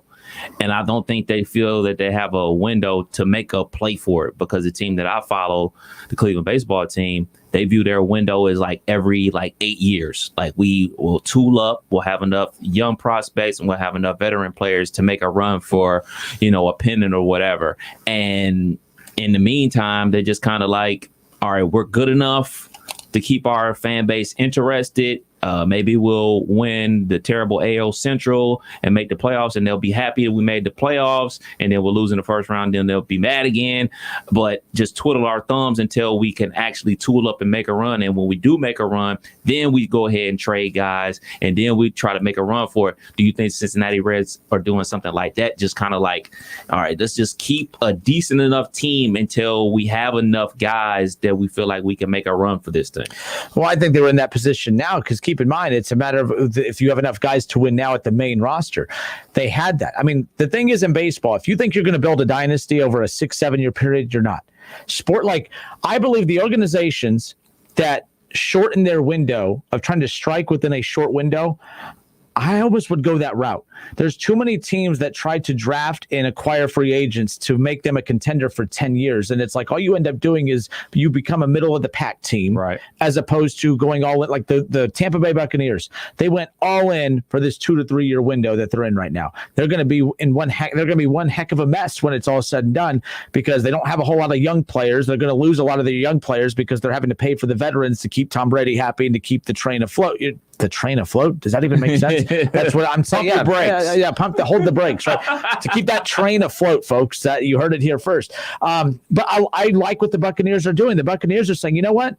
We'll never have an opportunity where we have like a Tom Brady. We don't know when the next time that's going to happen. They got to a Super Bowl in the early 2000s. They haven't even made the playoffs since then. It was almost 2 decades since they even made the playoffs. The first time they make the playoffs in almost 2 decades, they win the Super Bowl, because that's how long it took before they finally had enough pieces to even be a contender. You don't know. Building championship teams is not easy. But I think it's something to deal with when you have that piece. They had a Tom Brady, so they were willing to say, all right, we're going to make a run for it. The Lakers were able to pick up LeBron James in free agency, so they were willing to say, like, all right, we have the guy, so we're willing to give up the young pieces to get the guy that's going to take us over the edge and carry us into the future and everything like that. Do the Reds have those core players? Do they have that 3 core players to say, like, all right, these guys are good enough for us to make a run for it, to go over to spend a ton of money and dump all our young talent? Do they have those guys? You would be able to tell me better. So you had, now again, this comes to the frustration of the development, because Luis Castillo regressed. But yes, Luis Castillo, you had Sonny Gray, and then you the guy you talked about, like the piece that really keeps the train moving. You let Trevor Bauer go. Mm-hmm. And you had a chance to get that other guy on the offensive side. You had a chance to get Francisco Lindor. Can you imagine if the Reds would have said, hey, you know what? We're going to set ourselves, like, the Reds will average a rebuild every decade. The problem is this rebuild's, the losing's going on longer than a decade. That's the problem. But what the Reds had a chance to do was, man, I think Bauer would have really considered coming back to Cincinnati had they pulled the trigger to go get Francisco Lindor. You may not have been able to extend these guys long term, but you know what? You could have said, hey, Trevor, we're going all in for these next 2 years. All in. All right, you have Eugenio Suarez. You have Jesse Winker, who's playing well right now. We have Moustakas. We have Castellanos. Okay, we have depth. Well, they ended up getting Naquin. Can you imagine if you had Sonny Gray, Luis Castillo, and Trevor Bauer to go along with a lineup that now features Francisco Lindor, to go with Suarez, to go with Nick Senzel, to go with all the weapons that they have? And it's like, you can't spend money, and then hit a point where you become cheap. It's either, if you're going to go into debt, go into debt. And make sure that what you're going into debt is worth it. Don't go into debt to go to 2 years of college and drop out. Go into debt to go to college. And at least, if you're going to go into debt to go to college, at least come out with a degree, so that when you're holding that degree, you could say, man, my life sucks having to pay back all these student loans, but at least I have this piece of paper that everyone tried to lie and say was so important, but apparently it's not, right? No, but in all seriousness, you know what I mean? If you're going to go into debt for a reason. The Reds went into debt just to win to make the playoffs, 2 games above 500 in a COVID shortened season, and then just give up on it. Like, they should have gone all in to bring it back. They could have gone all in. They could have gave up a couple of farm system pieces. Because, by the way, the Indians weren't going to get a ton back for Francisco Lindor, and they didn't. Right. The Reds could have matched what the Mets gave up for that. They could have easily matched that. Were they going to be willing to give him that $300 million contract? That's the other question. Well, I mean, the Mets, that deal wasn't done till after. But I mean, I'm sure that was part of the deal. Like, hey, man, I'm not showing up unless y'all about to give me that $300 million. Keep in mind, too, the situation of the NL Central being bad this year was another reason they could have gone. I mean, I'm telling you, as a Reds fan, I would have respected the hell out of them giving up one or two of their top prospects to get Francisco Lindor. I would have took it. And by the way, they have the money to do it because they average a big contract a decade. And that money has not been given out yet. Like they paid Griffey in the 2000s, Votto in the 2010s, and around this point of this decade, we should be seeing the Reds unleash a crap ton of money. Winker's very good, but he's not at the level that you pay that kind of money to. If you're going to pay that type of money, I would have gone all in for Trevor Bauer. Paid him that $40 million a year that he wanted. Let him pitch for 1 year with that year that you have Francisco Lindor, and then you trade Bauer away at the end of the year if you have to. You know, you give him that big contract. That's the thing in baseball. You can give these big contracts out and you don't have to keep them because teams will always absorb the contract. They'll always absorb the player. So the Reds could have played smart. They could have been smart and said, okay, we're going to give Trevor Bauer and Francisco Lindor the contracts that they want, knowing that they're going to have to pay a lot for the 1 or 2 years that they keep them intact, and then trade them both and then start over. As a Reds fan, I would have respected that all-in approach instead of this 1 foot in the water, 1 foot out of the water type of thing that they have going on now. Because now they're going to hit the reset button because they're not winning with the half-ass approach and then sit there and say, well, I don't know why we're not winning, because you half-assed it. That's why. So there you go. The Justin Kinder Show with Kev Nash on 1410. Aren't we a Reds affiliate? No, we are. Look, I'm joking. That's why I said I was very positive for the majority of the start of the season, but it's very frustrating right now. Speaking of that, you got to go on vacation, man. This is the 10-game winning streak. We're live on YouTube. That's exactly what happened. We're live on YouTube. We're live on Facebook. The Justin Kinder Show with Kev Nash. Head to Facebook, search the Justin Kinder Show, like and subscribe. Head to YouTube, ESPN Dayton's YouTube channel. So Mike Moustakas is the player that's on the IL right now. I don't know if you ever heard of him. No, he's a really good player, obviously. And the Cincinnati Reds have sent us a huge shipment of bobbleheads, of Mike Moustakas bobbleheads. And, listen, I have my bobblehead. Kev has his bobblehead. Now we have all these extra ones that we don't know what to do with. So we want to give you a chance to get one of these babies. So right here, if you're watching live on Facebook and YouTube, I'm holding it in my hand, this Mike Moustakas bobblehead. This one's mine. You're not getting this one, but I have a whole box in my office full of these things that we're giving away. All you have to do is, and this is for the new subscribers for right now, we're going to have another giveaway next week for our current subscribers. For all new subscribers, okay, we're tracking the people that liked and subscribed the show on Facebook and YouTube starting now. We will draw a winner on Monday for these Mike Moustakas bobbleheads. You'll get it'll be a Reds prize pack. You'll get tickets to an upcoming game. You'll get a Mike Moustakas bobblehead. You'll get a Reds tote bag, as well as ESPN Dayton t-shirt and a Keith Byers autograph card. It's our ESPN Dayton fan pack, so make sure you head to YouTube. Subscribe to ESPN Dayton's YouTube channel. It's that simple. Once you subscribe, we're tracking everyone who subscribes starting this evening. We're going to track it all weekend long, and on Monday we'll draw a winner for the ESPN Dayton Reds prize fun pack. So again, it features a Mike Moustakas bobblehead, a Keith Byers autographed Philadelphia Eagles card, an Ohio State card. You'll get an ESPN Dayton t-shirt, and then tickets to an upcoming Reds game since they're opening up to full capacity. So again, get to YouTube right now. Go to YouTube, search ESPN Dayton's YouTube channel, subscribe to it on Facebook as well. Get to Facebook, like the Justin Kinder Show. That's your homework over the next 5 minutes as we step away for a few moments. Don't go anywhere. More of the Justin Kinder Show with Kev Nash next. It's the Justin Kinner Show with Kev Nash on 1410 ESPN Radio. ESPN 1410 Wing AM weather. This afternoon will be partly cloudy, a high near 86. Tonight's also going to be partly cloudy, a low near 62. And tomorrow will be partly cloudy, a high around 86. I'm Pete Spivak for 1410 ESPN Radio.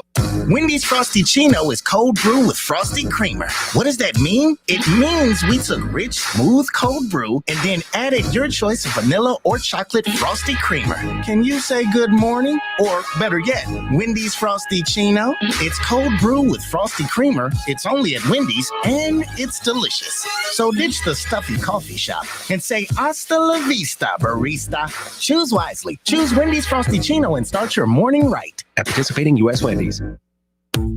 Summer means longer days and sometimes longer weekends. Make the most of yours with Memorial Day savings now at the Home Depot. In-store, online, store-wide. Come in for fresh Bonnie plants now through Sunday. 3 for just $9. Save on everything from mulch to mowers. Ready, set, summer.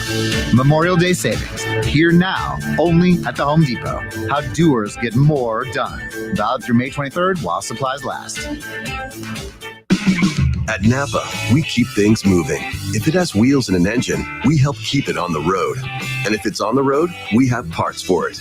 And if you need a part, you can get it fast, like same-day pickup or next-day delivery fast. At Napa, when we're not thinking about cars, we're thinking about the people who drive them. Because when it comes to serving you and our community, our motor never quits. That's Napa know-how. Same-day pickup and next-day delivery available at participating stores and on in-stock items only. When I grow up, I want to be a new pair of blue jeans. When I grow up, I want to be a kid's first computer. I want to be a warm fleece on a cold day. Football I want to be a stadium. bike that races around the country. I want to be a bench on a forest trail. When I grow up, I don't want to be a piece of garbage. And if you recycle me, I won't be. Give your garbage another life. Recycle. Learn how at iwanttoberecycled.org. Brought to you by Keep America Beautiful and the Ad Council. Let's be real. Mopping is a hassle. You have to fill the bucket, pushing a wet, heavy mop around, then cleaning the mop when you're done so it doesn't grow bacteria. A hassle on top of a hassle. Try Swiffer Wet Jet. With Swiffer Wet Jet, you start with a fresh pad and cleaning solution every time. And when you're done, you just toss the pad. Swiffer Wet Jet, the faster, easier, cleaner way to clean your floors. When the doctor told us about my mom's cancer, it made me feel so helpless. Until I called the Leukemia and Lymphoma Society and spoke with Grace, who answered all of my questions about the disease, treatment options, and cancer-related expenses. Her support and compassion made us feel whole again. Today, I'm calling Grace to let her know my mom is beating cancer. To learn more, visit lls.org. Hello, it's John Kozik, founder and president of TurboTrack Realty, and I buy houses as is, fast for cash. Call me today for an all-cash offer on any of your properties, and we can close within days at 614-362-2000, 362-2000. Do you own a property that's outdated and needs thousands of dollars in repairs? Great, I'll buy it. I'm a private real estate investor who can solve your real estate problems fast for cash. Do you want to sell and just be done with it? Okay, great. I buy vacant properties, boarded up houses, pre-foreclosures, and inherited properties. I also buy apartment buildings, rental portfolios, divorce homes. I even buy my tenant won't pay me the rent houses. I look forward to solving your real estate problems today. Give me a call for an all-cash offer at 614-362-2000, 614-362-2000. BC Powder knows life pushes us to the max. Work to the max. Family to the max. It can all mean pain to the max. So try new BC Max Strength. New BC Max relieves tough headaches and body pain at the speed of powder. Nothing stronger on pain without a prescription. Pain to the max? New BC Max. In a great tasting lemonade flavor. Available at Walgreens. Look, staying healthy isn't easy. Watching your diet, hitting the gym, avoiding stress. But a good night's rest helps boost your overall health and wellness. And it couldn't be easier. The new Sleep Number 360 Smart Bed is the only bed that effortlessly adjusts and responds to both of you. The result? You wake up ready for anything. Proven quality sleep is life-changing sleep. Don't miss our weekend special. Save $1,000 on the new Sleep Number 360 Special Edition Smart Bed, Queen, now $17.99. Plus free premium delivery when you add a base. Ends Monday. To learn more, go to sleepnumber.com. Unlimited audio streaming is yours with Audible Plus. Enjoy thousands of select Audible Audible originals, audiobooks, podcasts, and more. Sign up for a free Audible Plus trial at audible.com. There are many ways to catch the Justin Kinner Show with Kev Nash on 1410 ESPN Radio, weekdays from 3 to 6 p.m. You can catch it live right here on 1410 Wing AM, or you can stream the show at wingam.com. But now we have another way that you can take in the show. You can now watch the Justin Kinner Show with Kev Nash live on ESPN Dayton's Facebook page. Listen, stream, watch. It's the Justin Kinner Show with Kev Nash, weekdays from 3 to 6 p.m. on 1410 ESPN Radio. College football playoffs, Browns, Bengals, Buckeyes, and more. Catch the Keith Fire Show Mondays at noon on 1410 ESPN Radio.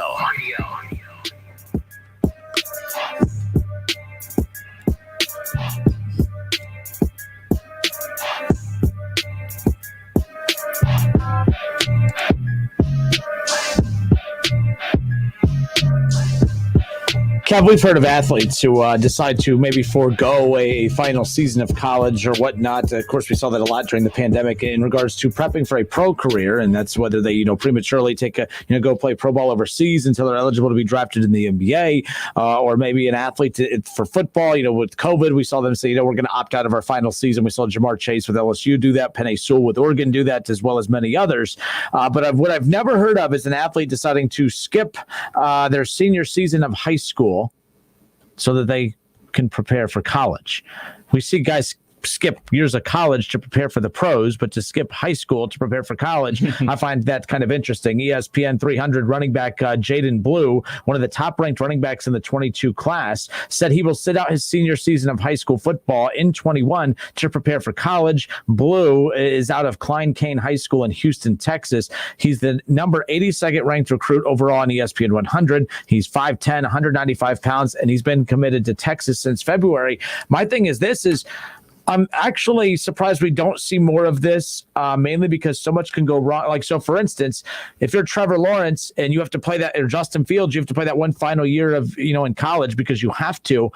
There's always an argument as to why, Trevor Lawrence was the number 1 overall pick the second he won that national championship as a freshman, right? He technically didn't need to play the last 2 years because that's how damn good he was. In fact, he was the most success he had was in that his freshman season, not rookie, but you know what I'm saying. I find this interesting. I think it might happen more than we think. We just don't pay attention to it. But I do find this interesting. He committed to Texas in February, and he's looking at this upcoming year saying, you know what, there's really no need for me to play this upcoming high school football season. Is it safe to say that you can question the competitive nature of the kid? I know that those are very generic things to criticize of a kid, but I said this earlier. The reason it's hard for fans to relate to pro athletes who talk about load management or even in this situation is because I don't know about you, but I was a dumb high school kid playing high school basketball, right? I didn't even get to play. I would go multiple weeks in a row without playing, but the second that clock would hit 0, my stomach would start getting all uneasy because I'm like, crap, I got to wait again a week till we play again. I just couldn't wait to play. I couldn't imagine just purposely deciding, even as a bench, no minutes a game player like myself, I couldn't imagine just saying, yeah, I don't want to play this week.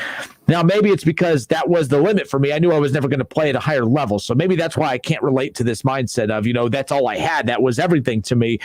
But if I had a chance to go to college to play D1 college basketball, and the only thing between that and me getting there is a potential injury waiting for me in the next 30 games of high school basketball, I just find this interesting. And this is a football story. I'm sure it happens. I can't think of another time that this has happened where a player just purposely decided to sit out with it's not injury related. It's not even COVID related. It's just, he's already made his commitment. He's already accomplished what he wanted to in high school, and he just wants to make sure that he is prepared as can be for college.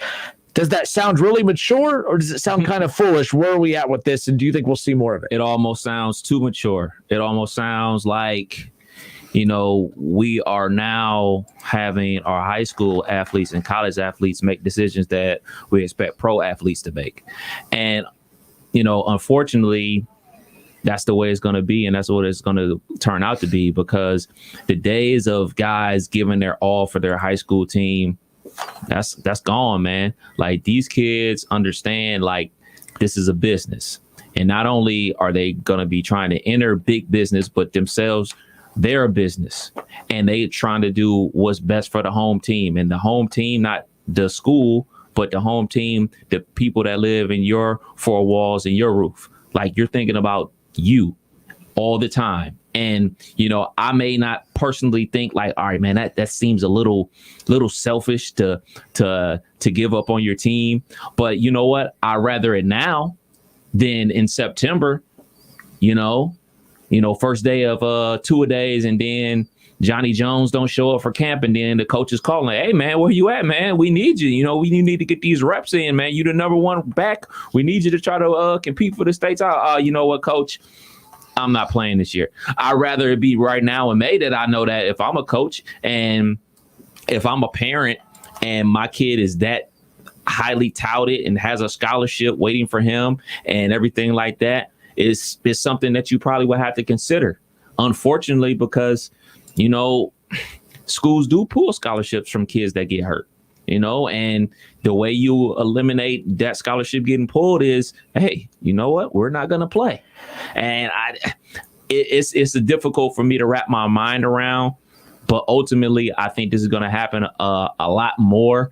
I don't necessarily believe it's going to happen in the college football for sure, but not like I don't believe it'll happen positions like quarterback, because what's the main complaint we heard about Lance and Mac Jones? They needed more reps, right? But you don't necessarily need a ton of reps at running back, at linebacker. So those type of guys, those bang bang positions, I think you'll be seeing that. I mean, we already seeing it with guys, you know, hey, man, we're not in the college football playoff. Well, why am I playing in this bowl game? I'm trying to get ready for the league. So I think it'll happen at those positions, but I don't think it'll happen at the quarterback position. I'm so torn on this because I want to not like it, but I also understand it, but I still don't like it. But you got to think about it like this. I'm also, in between. The percentage of the guys that's going to be able to do that are minuscule, because most guys that are playing high school sports are like you and I, that would, hey, man, I got to play because this might be my last time playing competitive sports. So the amount of guys that actually going to do it are going to be minuscule. So I'm trying to open my mind and think, like, is this a big thing or not a big thing? I'm trying not to get upset about it, but, you know, trying to put myself in that young man's situation instead of opposed to mine. You know, like you talked about, like how, you know, you got that pit in your stomach, like, oh man, I can't wait to play again. I got the same thing. Like, you know, if you start doing the math on those situations, man, like you only got guaranteed 40 varsity football games in your entire career. And 9 times out of 10, if you're a freshman, you're not playing on varsity. So at best 30 varsity games. So you start thinking about those type of things and you say, like, man, I got to play, man. This is it. Like, I'm not going to play college football. I want to play on Friday Night Lights because this is all I got. This is the last time I'll be able to compete. But a person like this young man who has the opportunity to take his talents to the next level and potentially onto the NFL, he's got to look out for the home team. And that home team is the name that's on the back of his jersey. And I ain't talking about this high school. And that's fine. But if Texas looks at this and says, you know what? I don't like what this reveals about him and how he's visioning this, because he has every right to think about what's best for him. But Sarkisian can say, I have every right to think about what's best for me in our program, because the one problem in college athletics right now that a lot of coaches are frustrated with is players who, once you don't make the college football playoff, they sit out big bowl games. Or, you know, could this be a sign of something that could come later where, hey, you know, it's one thing to have goals and aspirations to get to the NFL, to get to college and then to get to the NFL. But when those goals become so self-oriented that you put yourself in the best position for you at the risk of your team, you could say, well, the athletes have every right to do what's best for them, but at the same time, so do the teams. And then it becomes you have to pick sides. Right. Are the teams evil for doing what's best for them? Are the players evil for what's doing best for them? When really, I don't think it's evil for either side, but it's definitely a butting of heads. So what I mean by this is, let's say, I guess 3 years from now, 3 years from now, whenever he's eligible to be, to go to the NFL, they start the season. Texas loses 2 games early in the season. Their chance of making the playoffs becomes 0% at that point. And he says, you know what? There's no point in me playing the rest of the season since we're out of the playoff contention. I want to focus on the pros. Like, that's what I mean. If I'm thinking that about like the pattern that this kid's already starting, that's going to happen. And the coaches are already envisioning that right now. That's why some coaches will look at players and just say, well, they want to see the competitive drive. And man, I'm going to play every down no matter what. We're down 50-0. I'm going to be out there on the field no matter what. That's all goody stuff. But that stuff, this is a revealing thing about this kid. And it's not bad. I have a tone about me that's making it sound like he's doing something wrong. But if you think that none of the coaches at Texas are sitting back thinking that, oh, man, he's going to do this to us at some point. But you know what? If you're a good enough program, if Zeke Elliott does this to Ohio State, they got a J.K. Dobbins waiting to come right in and fill it. It's not always as simple as that, and that wasn't necessarily the case, but you see my point. The bottom line is I don't have a huge issue with it. Here's his quote as to why he's sitting out. Again, if you're just tuning in, Justin Kinner, Kev Nash with you here on 1410 ESPN Radio. ESPN 300 running back Jaden Blue is committed to play for Coach Sarkisian in Texas. His senior season of high school is coming up this fall. He's one of the top-ranked running backs in the 22 class. He's going to sit out his senior season of high school football to prepare for the 2021 college football season. He goes on to say, this has been a very difficult decision for my family and I. Football is a brutal sport, and the wear and tear associated with the position is undeniable. I plan to take this time to focus on my academics while enhancing my off-the-field training and rehab regimen. So he is ready to go. He's healthy enough to play. Like, he's healed. But I get it. Once you have that injury, you're thinking, like I said, I'm talking out of both sides of my mouth. And I think it's a fair thing. I'm fine with talking out of both sides of my mouth on this because nobody's wrong. But the people that are questioning this motive too are not wrong either, because I think it's just the double-edged sword, So it is what it is. Fans are going to want you to play. Absolutely. Fans want you to play. So fans care about you want to care about you. And who doesn't want them to play? The Texas fans, the hook 'em horns. They're like, yeah, go ahead and sit out, buddy. But his high school teammates and everybody that goes to his high school wants him to play. You know what I'm saying? So, like you said, it's a double-edged sword. So, I mean, it's a new day, man. It's a new day, man. A lot of athletes are thinking about themselves, and I really can't fault them because I try to put myself in their situation to think, what would I do, and think if I had that type of talent, not this below average talent that I was blessed with, because the below average talent I was blessed with, I wanted to play.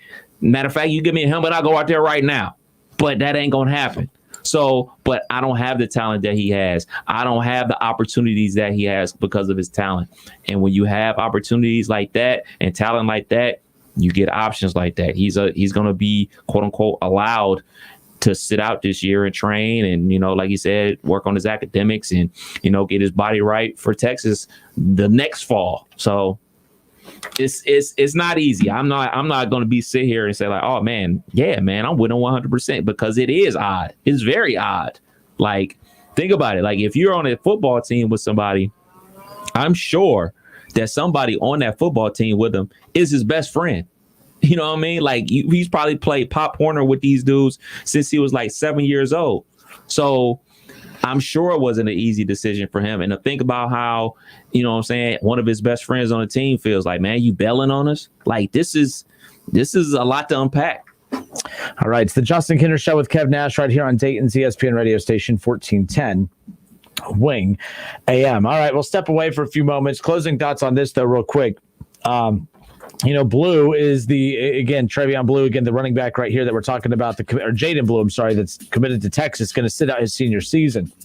Goes on to say that his decision does not impact his commitment to Texas, and the Longhorn staff, they are aware, and they were made aware that he was going to make this announcement ahead of time. And they go on to say that this was they told him to do it. This was not, but they make sure to cover themselves and say that they did not urge this decision, that they said they were going to support him one way or another, but that they don't have a problem with it. Now, they go on to say that Blue is the first big name prospect in the 22 class to announce that he will sit out this season. Multiple prospects in the 21 class opted not to play, mostly because of COVID restrictions, including Ohio State running back Travion Henderson. He was one of those prospects who decided not to transfer to another high school when his season was pushed back from the fall. Henderson chose to train and prepare for college instead of playing a spring season. And by the way, this is going to sound and look bumpy at the beginning, but eventually I think this might become the norm. like, I think this might become the norm. I mean, so a lot of athletes need 4 full years of high school to be able to put their talents on display to get enough offers from schools. But hey, you know what? If, like, for instance, if I'm 10 years old and our family is diehard Buckeye fans, and I would do anything to play football at Ohio State, and after my sophomore season of high school football, Ryan Day offered me a scholarship. That was my end game. That's what I wanted. There's no need for me to play moving forward and risk not getting to fulfill my dream of playing at Ohio State. I think this could become more common. Now, to your point, it's not going to be common for the average walk-on Joe Schmoes or the average 2 or 3 stars. This is going to be for those elite 5 stars. And by the way, there's not as many 5 stars as you think. In fact, if you go look at Ohio State and Alabama and others, there's a reason they always do the combined 4 and 5 star guy totals, because the 5-star totals aren't that many. There's not that many 5 stars out there. So I really, as more we've talked about this, I really don't have a problem with it. It is smart overall, but I guarantee you, high school sports, everyone's petty. If a top player at Centerville or a top player at Trotwood, a top player at Wayne or anywhere pulled this, you know, all the chatty people around town are going to be talking smack. They're going to be angry. They're going to be upset. But then the coaches, how can he do this to us? Then the coaches just go and pluck someone from someone else's neighborhood, and then everyone's ready to go. So that's just how you plug and fill. There you go. We'll be back in a moment. More of the Justin Kinner Show with Kev Nash when we come back. Obi Toppin going to be making his NBA playoff debut this coming up weekend. We'll talk about that next. Listen, stream, watch. It's the Justin Kinner Show with Kev Nash, right here on Dayton's ESPN Radio, 1410 Wing AM. Attention Class A CDL drivers. Looking to be more than just a number? Yoel Transportation in Dayton is looking for drivers with at least 1.5 years experience. Yoel has open positions for no-tarp flatbed drivers and no-touch regional or local van drivers. Yoel is ELD compliant and offers 401k with match, medical, dental, vision, holiday pay, vacation, safety bonuses, and now has a rider policy. Call Rick or Joe at 937-294-5933 and ask about the $5,000 sign-on bonus today. At Menards, save big money on your next project with 11% off everything. For a beautiful deck you'll love for years, use Cabot Premium Exterior Wood Stains and Finishes. It's guaranteed to bring out the natural beauty of your wood projects. Right now, all Cabot wood care products are 11% off. Get 11% off everything now at Menards. Good through May 22nd. Savings are mail-in rebate. Some exclusions apply. See store for details. Save big money at Menards. Listen to this station anytime, anywhere on Odyssey. Odyssey is your new audio home for all the music, news, sports, and podcasts that matter to you. Odyssey. That's AUDACY. Because it's my vision, I take the most studied eye vitamin brand. Because it's my vision, I take the eye vitamin brand backed by 20 years of research. Because it's my vision, I take PreserVision. Age-related macular degeneration is the leading cause of vision loss in adults over 60. That's why the National Eye Institute did 20 years of clinical studies on the formula that's found in PreserVision. From the eye experts at Bausch & Lomb, PreserVision AREDS 2 formula eye vitamins contain the exact nutrient formula recommended by the National Eye Institute to help reduce the risk of moderate to advanced AMD progression. Because it's my vision, I made a plan with my doctor that includes PreserVision. Find PreserVision in the vitamin aisle. Available at Walmart. These statements have not been evaluated by the Food and Drug Administration. This product is not intended to diagnose, treat, cure, or prevent any disease.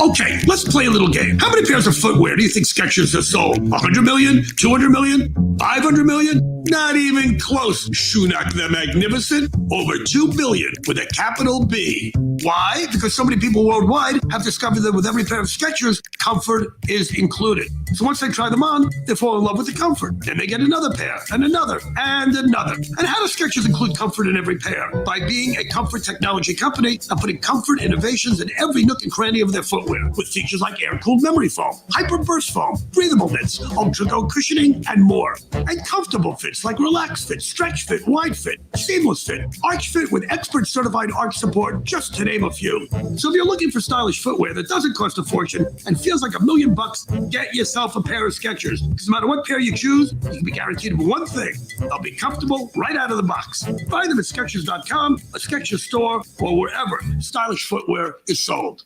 OHMB 803342 and MLS 304138. Do you need help with a loan to purchase or refinance your home? Have you applied for a home loan and been told you do not qualify for a loan? Are you a first-time buyer and have questions regarding the home buying process? Are you considering refinancing your existing home? Do you live in Ohio, Kentucky, Indiana, Florida, or South Carolina? If you answered yes to any of the above questions, you need to call Forrest Ferris at 3rd Street Financial Home Loans at 513-320-5911, who is available 7 days a week to help you. We're 3rd Street Financial Home Loans, and Forrest Ferris specializes in approving home loans banks and other lenders cannot or will not approve. Some of our clients might have low credit scores, been through a divorce, want to buy a home for sale by owner, are in a land contract, or dealing with probate or estate homes. Call Forrest now for a free estimate, 513-320-5911. That's 513-320-5911. Offer valid for purchase or refinancing of homes located in Ohio, Kentucky, Indiana, Florida, and South Carolina only. Minimum loan amount $60,000. Limitations and restrictions apply. Hi, my name is Brian Sommers, and I'm an attorney with Kirkland and Sommers. We are a law firm dedicated to divorce and family law. We have 2 locations serving Miami Valley, one near Austin Landing and the other in Troy. Remember, we're not part-time divorce and family lawyers. We're full-time here for you. Kirkland and Sommers, trusted and experienced, a family law practice dedicated to serving you. Visit them online at kirklandandsummers.com. That's Summers with an O, kirklandandsummers.com. I'm CBS News business analyst Jill Schlesinger with a quick tip from H2O Wireless on stretching your budget and saving money every month. Start with your recurring monthly bills, and here's the easiest one, your cell phone bill. Verizon, AT&T, and T-Mobile charge premium rates for unlimited data, when in all actuality, you have no need for that much data. H2O Wireless, on the other hand, is on the exact same network as one of those carriers, but charges you half. The average family of 4 is saving over $70 a month without having to sacrifice coverage. And listen to this, unlimited talk, text, and 15 gigs of data for just $36 per month. Switching is as easy as swapping out your SIM card. You can keep your phone and your phone number. Here's how to get the best deal. This month, dial pound 250 and say keyword get H2O. You'll save an additional 50% off your first month. Dial pound 250 and say get H2O for this exclusive offer and start saving today. Right in the bag, you get a bacon double stack, 4-piece crispy or spicy nuggets, fries, and a drink, all for just $5. That's a bag with real value. Price and participation may vary at U.S. Wendy's. He's a former Buckeyes great and now a college football Hall of Famer. And don't forget about his 13 years of NFL experience playing for the Eagles, Dolphins, Jets, and the New England Patriots. He's Dayton's own Keith Byers. Hang out with him every Monday at noon on The Keith Byers Show, presented by Lee's Famous Recipe Chicken. On Twitter, make sure to give us a follow. Search 1410 Kinner for Justin Kinner on Twitter. That's 1410 KINNER. And ESPN Dayton for the station Twitter handle.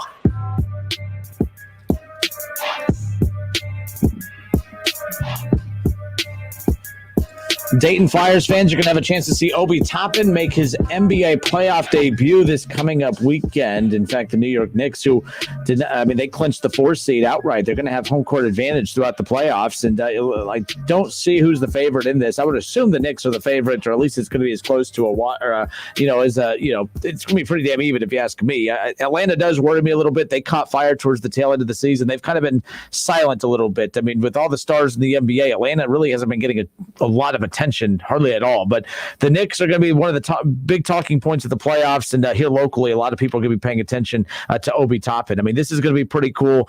Look, a lot of Knicks games have been on TV throughout the year, but this is when he was drafted by the Knicks. I don't think anyone anticipated watching Obi play in the playoffs. And you're going to have a chance, Flyers fans, to watch him play Sunday night. It'll be the Atlanta Hawks at the New York Knicks. It'll be on TNT. Now, Madison Square Garden, did you know it only fits about 18,000 people in there? So I don't know why on TV it just seems like it's like this massive. Well, the building is big. massive. The Madison Square Garden is huge, but with the actual where they play is like on the 3rd floor. So how big of a building do you have to have a 18,000 NBA venue on top of all the other businesses that are within Madison Square Garden. So I didn't know that until I went to New York to visit my aunt, I want to say like 3 years ago, and we went to Madison Square Garden. It was actually, we were out there today, Aretha Franklin passed away, and, you know, they had a big mural of Aretha Franklin on the Jumbotron thing outside of Madison Square, and my aunt was telling me, like, yeah, it's like on the third floor where the Knicks play, but they got a ton of other businesses on the inside, so like the broadcasting network is all up inside there and everything like that. So like on TV, like you would imagine, like, oh man, like a normal NBA arena, the arena that they show from outside, that's everything you're gonna get. But that's not how it is with Madison Square. Obi Toppin finished the regular season averaging 4 points, just under an assist a game, and he averaged about 2.5 rebounds a game. And again, that stat line sounds like, oh man, that really wasn't that great. And at the beginning of the season, I projected, when we did project his stat line for the year, I said about 7 to 8 points. I said a few rebounds, few assists, but I also did not anticipate that he would only get 11 minutes a game. Over under him reaching his regular season averages in the playoffs. Under. I agree. Playoff rosters tighten up. Yes, sir. The bench, coaches don't go to the bench hardly at all. You'd like to rely on your starters more in the playoffs. Playoff basketball handled differently. And Obi Toppin will play. He averages 11 minutes in the regular season. I don't see him. I'd say he'd average 7 to 8 minutes a game, probably average about 3 points a game in the playoffs or what have you. But also, don't be surprised to see if he's one of those unsung heroes that just kind of pops off in these games, because the rotation as is has got them to this point. But if they're going to make some noise in the playoffs, it's going to be some contributions from guys outside of the normal core that they've been getting contributions from. Obi Toppin could play a huge role in that. This is a balanced roster. Everyone just thought this was a super young, inexperienced roster, and it is young. There's a lot of inexperienced players, but you do have Nerlens Noel. You do have Julius Randle. You brought in Austin Rivers, who provides a good veteran leadership in that locker room as well. And Derrick Rose. Don't forget about Derrick Rose, who's in the running to be Sixth Man of the Year. So this team is actually it's one of the best blended teams in basketball. I think that's one reason why they surpassed expectations, is because this wasn't just a roster like when the Sixers drafted Joel Embiid and Simmons, and there was no veterans on that roster. It was just throw everyone out there, and it was no wonder it took them so long to develop. I think the Knicks, you don't say this often, the Knicks did it the right way by, they have a good blend of, first, second year players to go with the age veteran players like Austin Rivers and Derrick Rose and others. Nerlens Noel, not a great player, but again, he's averaging about 2.5 blocks a game. Very good defensively. It's one of the best defensive teams in the NBA. And then Julius Randle having the breakout year that he did. Look, this team, they're gonna win the first round most likely against the Hawks, and then it's gonna be interesting to see if they run into Brooklyn in the second round. That'll be a fun series. But I'm excited to see Obi. Oh, it's gonna be awesome. It's gonna be an awesome matchup, because you gotta think about Julius Randle. Julius Randle averaged 38 points against the Hawks.